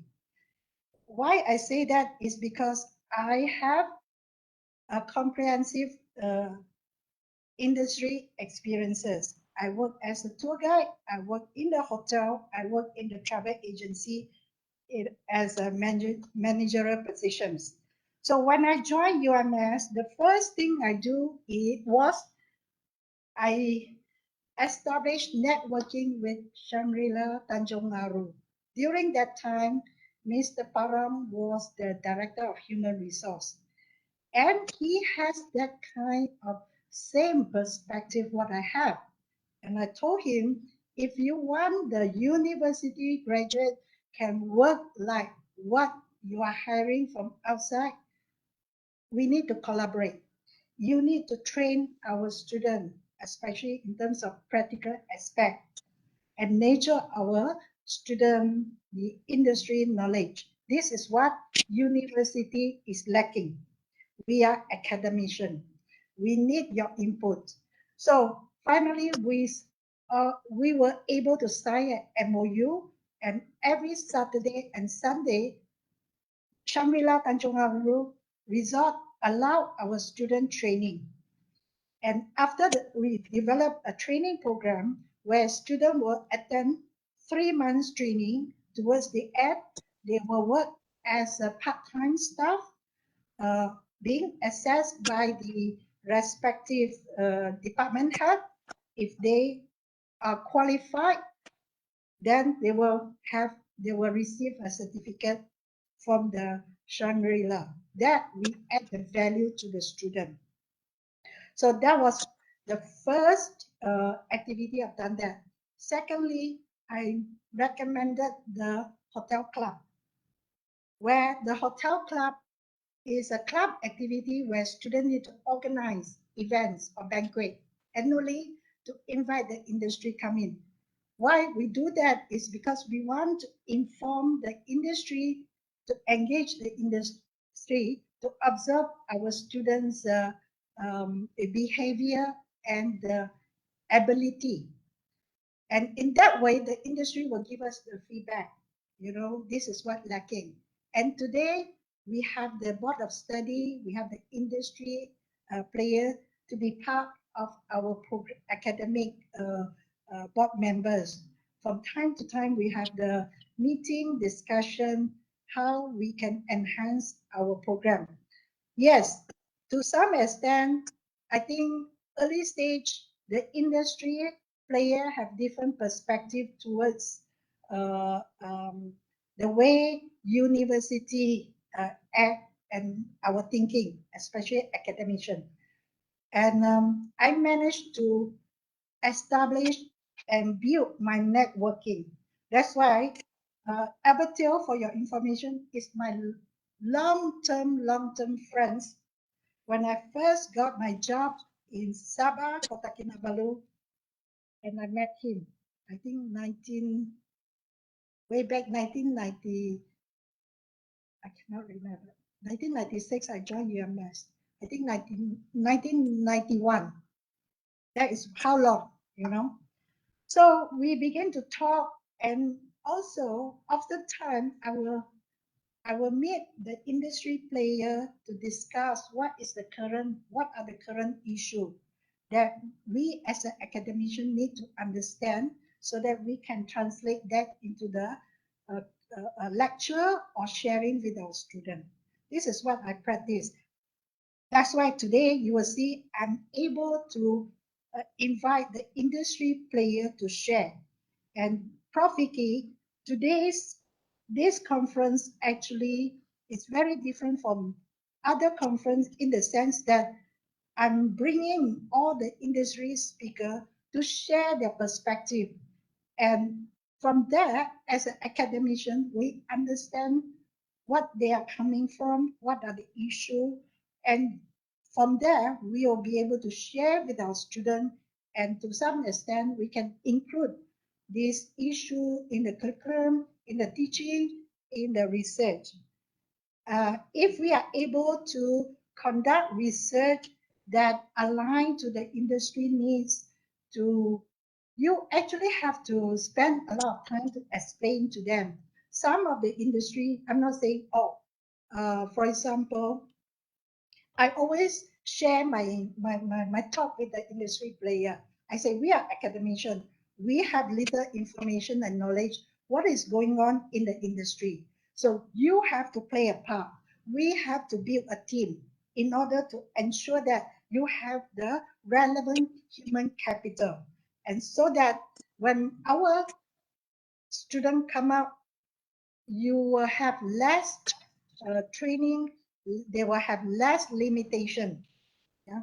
So that's why as an academician, I spend a lot of time to network and contact and discuss with the industry player. Just like Alex, most of the time, Mr. Alex from Kinabatangan, most of the time we become a friends, we talk, we share issue. If you have new issue, new news come in, and then like Datuk Tam, what is happening in MATTA. Last night he sent me another few news again. So this, as an academician, we have to play a part, Prof. Vicky, to be more exposed to the industry player and build your networking. Very important. Yeah. Create the awareness that your university is doing this, like UMS, BTRC is doing this, so that they make known ourselves to the industry and what kind of project activity we are doing.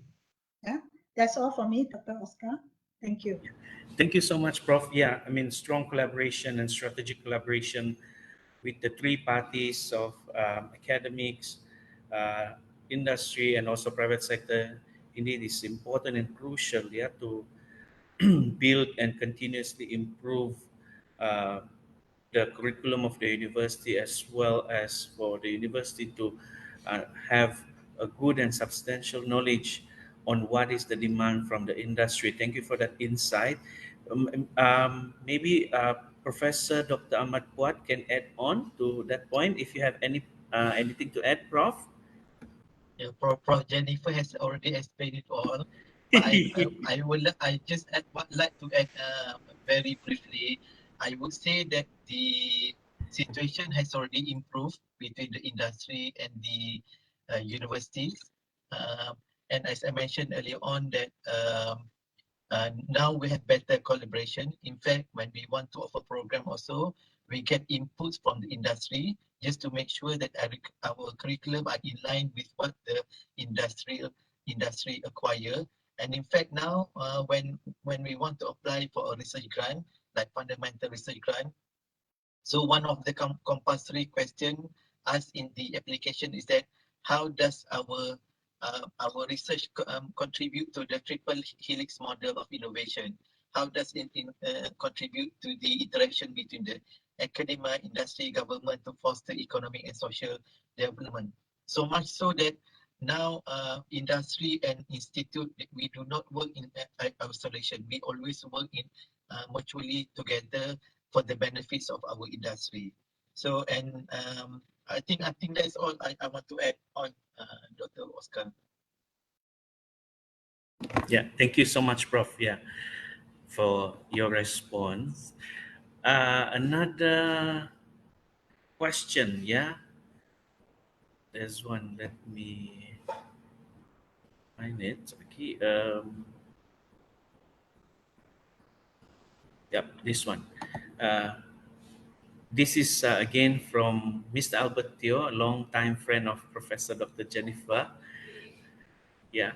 Uh, he asks, okay, a question on from our past experience. Most of the graduates who work with us decided to finally apply for government jobs. Ini pun interesting, Prof. Due to better security and fringe benefits. And yet, sense of security is a dangerous long-term impediment to change and growth.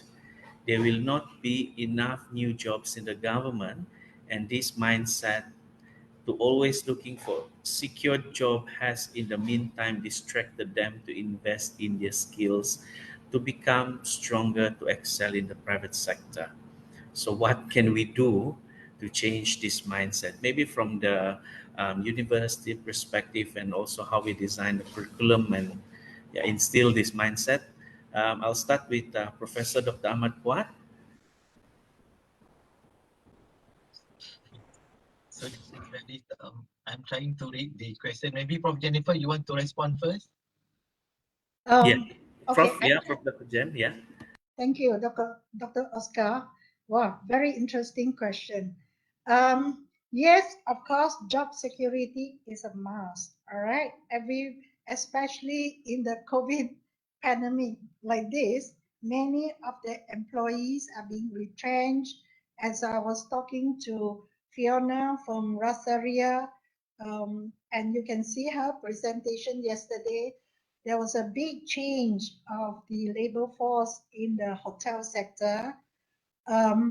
Government, yes, government job give you a more secure job in today's context, but the reward system is very much lower as compared to the private sector. All right. It depends on your personality and your career ambitions. If you want to really have some kinds of a different situation in terms of what you call the higher reward, sense of satisfactions and achievement. Private sector give you a much better leeway to move forward. I can say that is because I used to work in the private sector, in the hotel, in the tour travel agents. And when I joined government, why I joined government? Honestly, I thought as a lecturer, you know, it will give me not only a secure job, but give me more flexibility, which these are the two benefit points I realized. However, if you are looking for higher achievement or more reward, you won't find in the government sector. So depending on which career path you're looking at, the more challenging context, you will have a higher reward. The less challenging jobs, you have less reward. Well, I'm not saying university payment, the reward and the payment is there. Yes, in the context like this, yes, it's better to be in the government sector. But when the industry pick up, there's a lot of opportunity for you to move up. So to me, it depends on the individual employees, the personal goal, and as an employer, I think a lot of the time we do not share the possible career path and career opportunity in the private sector. So human nature is like this. You take the easy way out. But if you think further, is what having a government job will enable you to move forward faster than the government? That is a big question. That's all for me. Thank you, Dr. Oscar. Thank you, Prof. Dr. Jennifer. Professor Dr. Ahmad Puat, do you have anything to add?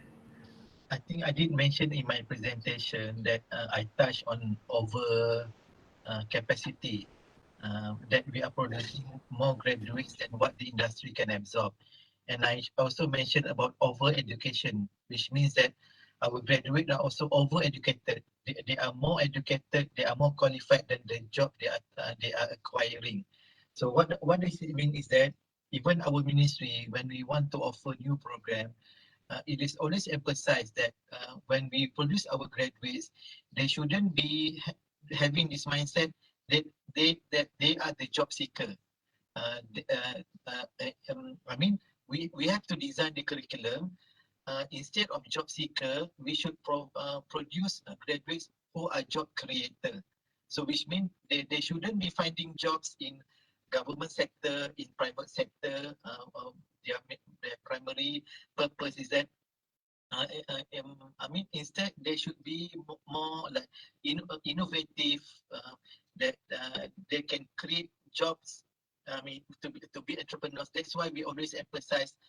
We always have to have this entrepreneurship element in some of our courses. I think that have been embedded in some of the courses, and students also they should bear in mind. Of course, that if they major in tourism, uh, they have in mind that one day they will find a job in the tourism sector. Similar, if they are in the hospitality, they want to find job in the hotel sector. But that is not necessarily so. So they have to bear in mind that their job market is even more is even broader. I mean, the scope is beyond the tourism and hospitality sectors. I mean, that is how we should encourage our students not to limit their job market in the sector or in the discipline that they are studying. Just like myself, I had a degree in urban and regional planning. I was supposed to be a town planner, but instead I become a lecturer. So what is important is for us to have the sufficient knowledge in order for us to become a good employee. I want to emphasize, be a job creator rather than a job seeker. So that is what being emphasized by the ministry. Okay, Dr. Oscar. Yeah, thank you so much, Prof, for that response. And there is, I mean, like interesting points being highlighted by Dr. Vicky and Mr. Albertio in the chat box. If I can summarize it, yeah, this is about the research outcome from university. So at first, Dr. Vicky mentioned that research outcome from many research projects very seldom being applied to the industry. And then Mr. Albert agree with that.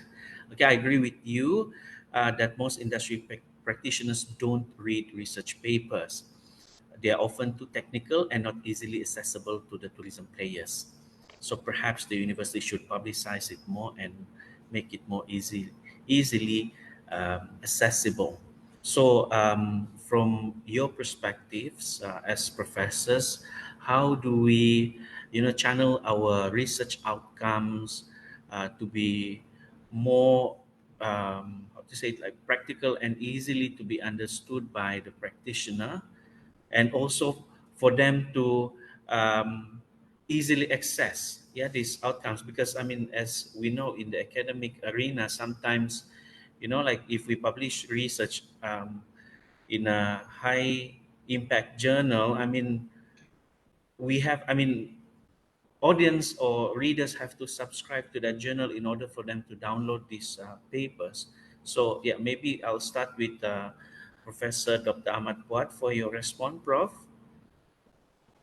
I think Dr. Oscar responding to the question nowadays, even we as academic, we are being encouraged to do more translational research, which means that how we engage research that can be translated to the society. I mean, applied research that benefit the society. So much so that our research have more practical outcome to be applied by our society. So that is what being emphasized by academic institution nowadays. So I think in terms of readership, we can always I mean extract our finding from top ranked journal and publish those some of the findings into newsletter and so on, so that it can be readable to wider readership, and the public can make use. Otherwise, like our journal can be too technical and it can be only readable to academic society. So we must make sure that it can be also be understood by laymen in general. All right. Yeah, thank you so much, Prof, for that response. Yeah, if I can ask Prof. Dr. Jennifer for the same question. And there is a suggestion here, Prof, by Mr. Albert. Okay, dear Prof. Jennifer, perhaps BTRC can set up a library for loan to the industry players. What do you think about that, Prof? Yeah, thank you, Dr. Oscar. That is an excellent ideas. In fact, BTRC have also published newsletter. In that newsletter, we highlight briefly the research and the implication. So we have not sure whether well distributed. Yes, definitely we look into that. Thank you, Albert, for the suggestion. I'd like to respond back to most of the research output is not read by the industry player. Two things. First, researcher has to change the way that how you conduct research. First, any research, it will be good to collaborate with the industry player to get them in, to create the awareness and to get the industry input, how this research can be beneficial to the industry player. Second, I think once the research output is ready, of course, we publish in the high impact journal, like I say, very technical to some extent also. Some of the article I try to understand also a bit difficult, right? I'm a practical applied person. So what we can do is I would suggest that extract out the important input outputs, publish in the newspaper, held a specialized seminar, invite those relevant industry players, share with them, or through conference presentation. We don't, in this context, we don't highlight the technical aspect. We highlight the finding, the implication, the practical implication, the managerial implication, how the industry can use this in the simple language and easy to understand. In terms of what we can share is we will have a website, right?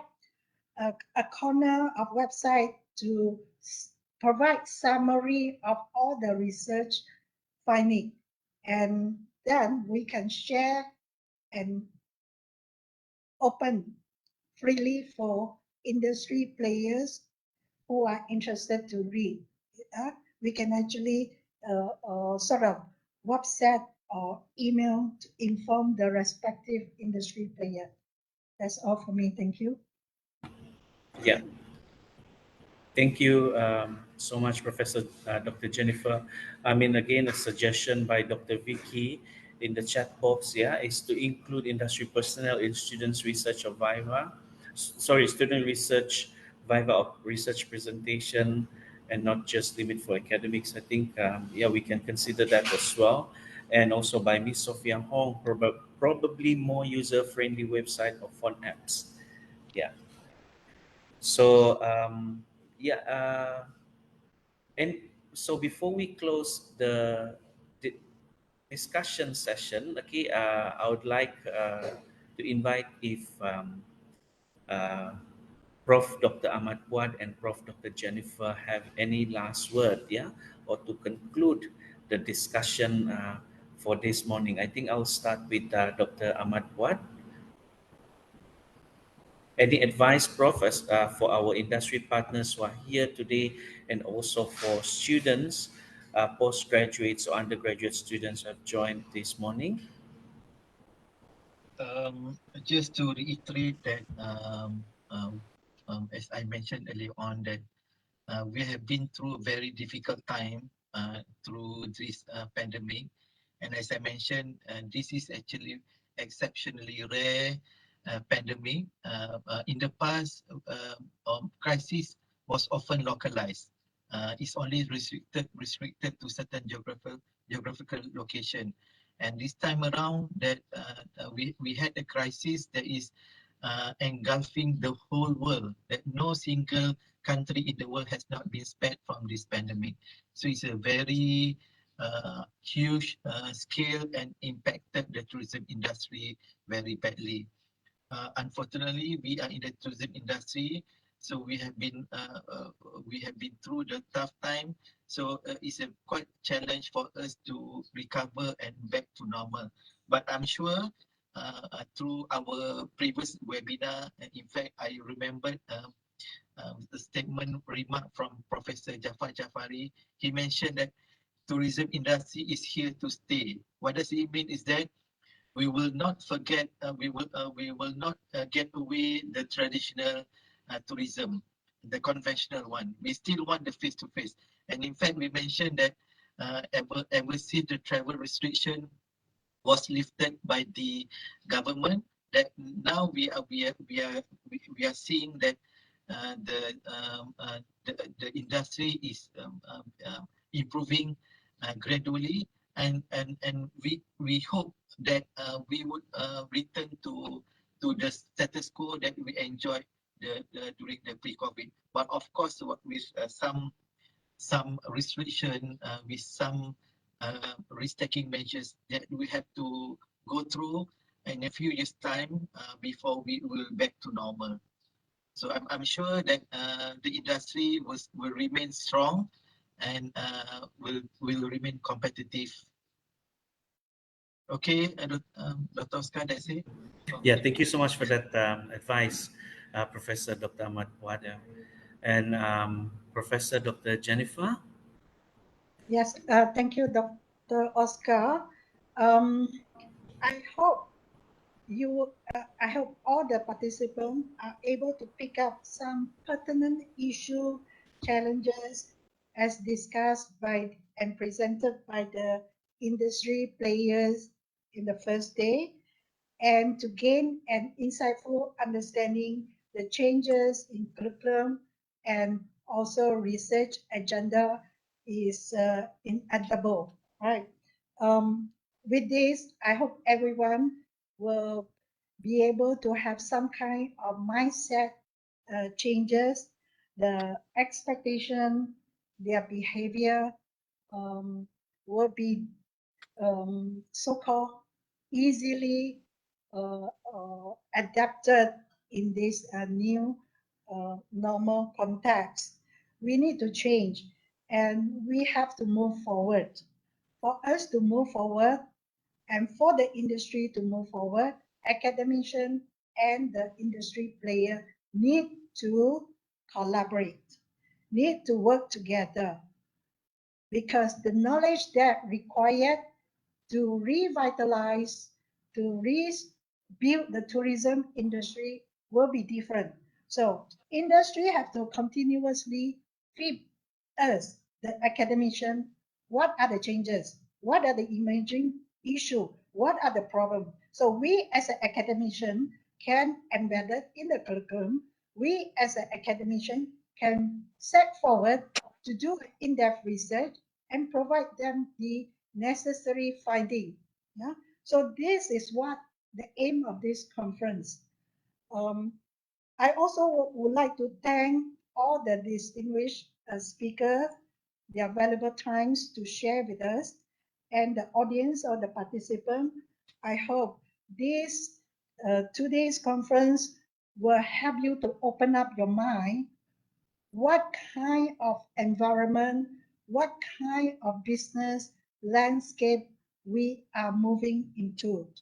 So, for example, I like to share the hotel I'm staying now is Rasa Sayang Shangri-La, the 5-star. But what they have, only 5 staff to work to service almost full house. So our expectation when we go into the 5-star hotel service is no longer the same as pre-COVID pandemic. So we have to adjust. What I'm saying is flexibility, right? Acceptance and lower your expectation until the tourism industry is able to pick up again. What I expect will be 2023. But in the meantime, we should be able to learn, acquire as much knowledge as possible and sharpen our skills, especially the ICT, the digital skills is very important. Yeah, with that, thank you very much for the moderator, Dr. Oscar and Dr. Bohan, and all my committee members for all your hard work making this session successful. Thank you. Yeah, thank you so much, Prof. Yeah, for the final words from you. So I think Dr. Vicky over here made a very clear conclusion of this two-day conference. Yeah, I mean, he mentioned that post-pandemic, there is a greater need for collaboration between academic, government, and industry. So the strategic partnership is crucial for us to survive and also to continuously improve um, in the future. Uh, with that note, thank you so much, Professor Dr. Ahmad Puat Matsom, the Dean of the Graduate School UNIZA, and also Professor Dr. Jennifer Chan, the conference chair, and also the director for BTRC here in UMS for the great sharing. And yeah, hopefully, once the border is open and the restriction being lifted, we can visit each other. And I believe that Professor Dr. Jennifer is happy to welcome everyone to visit BTRC very soon, yeah, and to work and collaborate together with BTRC.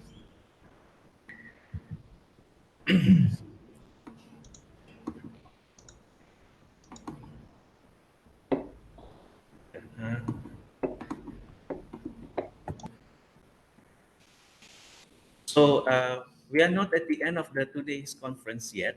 Okay, we have a closing ceremony. For the closing ceremony, I would like to invite Yang Berbahagia, Professor Datuk Dr. Haji Kasim Hj.Md.Mansur, Professor of Economics and the Dean of the Faculty of Business, Economic and Accountancy to conclude and close the conference. Yang Berbahagia, Professor Datuk Dr. Haji Kasim, please. Thank you very much, Dr. Oscar. Boleh dengarkah saya? Boleh, Prof. Datuk. Okey, terima kasih banyak. Ya. Bismillahirrahmanirrahim. Assalamualaikum warahmatullahi wabarakatuh. Salam sejahtera, good morning and selamat pagi.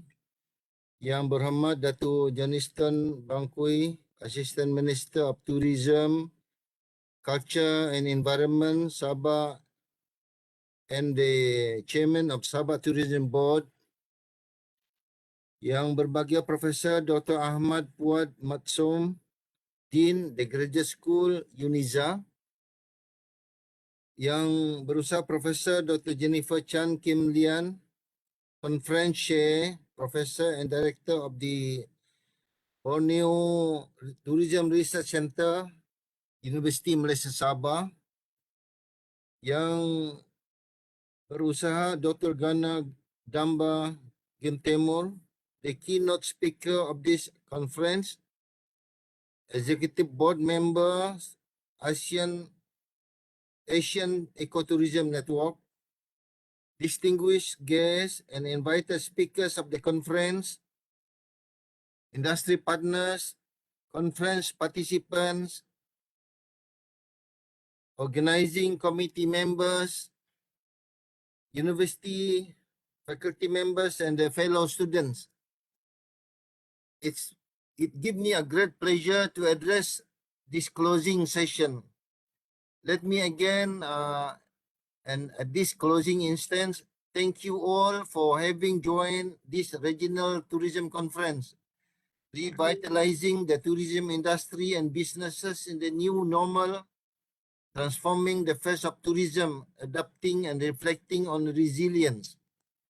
I believe that during these 2 days, all of us have obtained a fruitful discussion. Your active and dynamic participation has made this conference successful event. We have learned a lot from the keynote session delivered by Dr. Gana Damba Gantemur on the ecotourism in Asian countries, and we have also witnessed outstanding presentation from our 6 partners, our 6 presenters. Main issues addressed at the conference were the current scenario of tourism businesses in Malaysia, ways on strengthening our tourism brand and image, and issues and challenges faced by various types of tourism and hospitality businesses. Yang berhormat Datuk, ladies and gentlemen, this conference has performed a valuable function in that it has enabled experts on the many different aspects of tourism and hospitality to give us their views. Today, during the virtual discussion and workshop sessions, which are online, we have generated a wealth of information experience.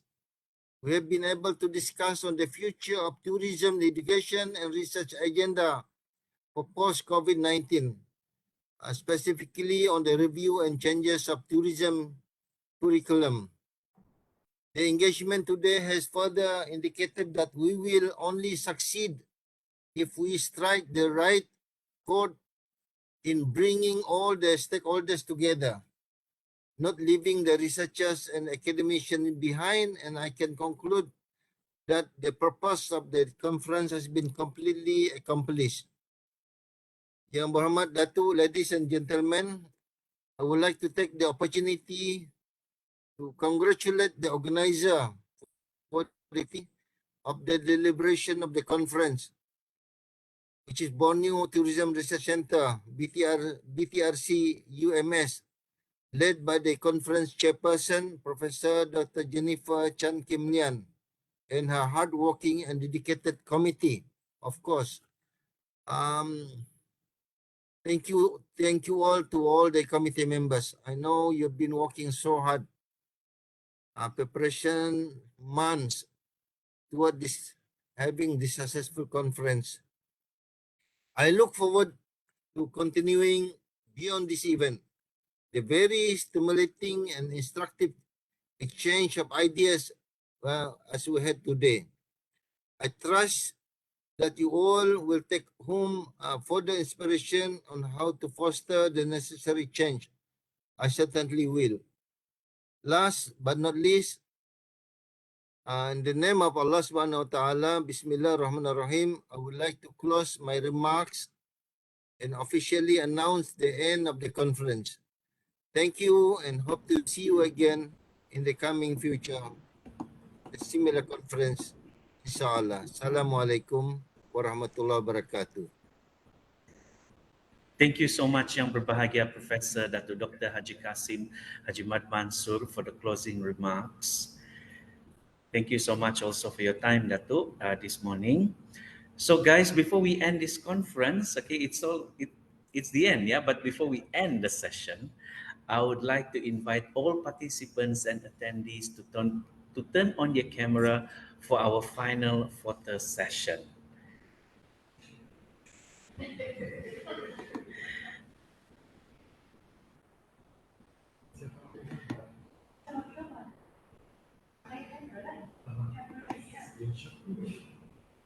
Yeah.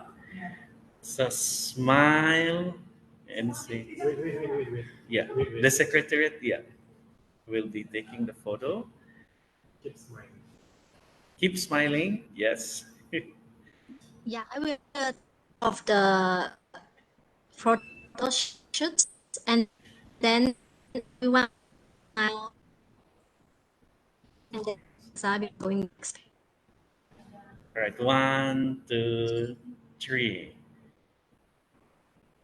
Okay, yeah. One more time, 1, 2, 3. All right.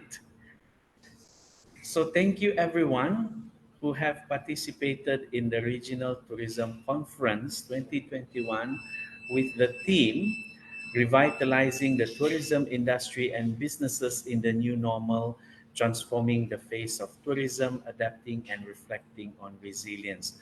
We appreciate your time you have spent with us these 2 days.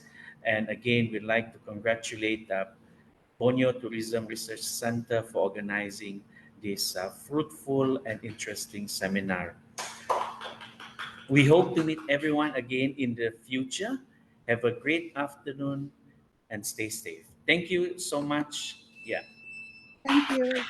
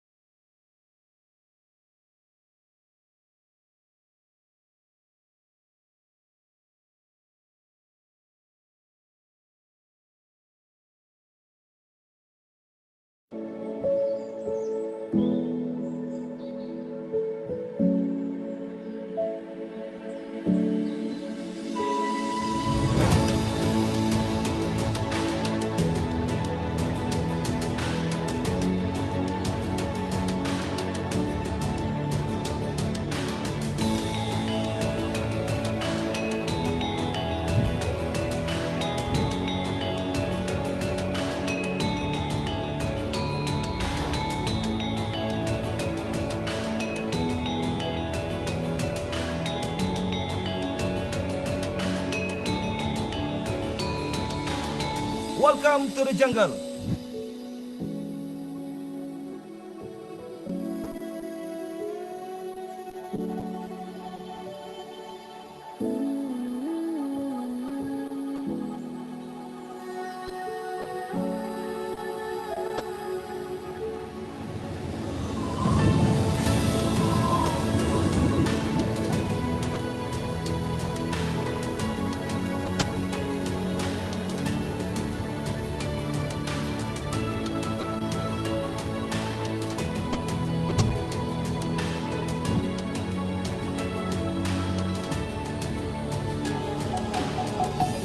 Selamat datang ke Kinabatangan.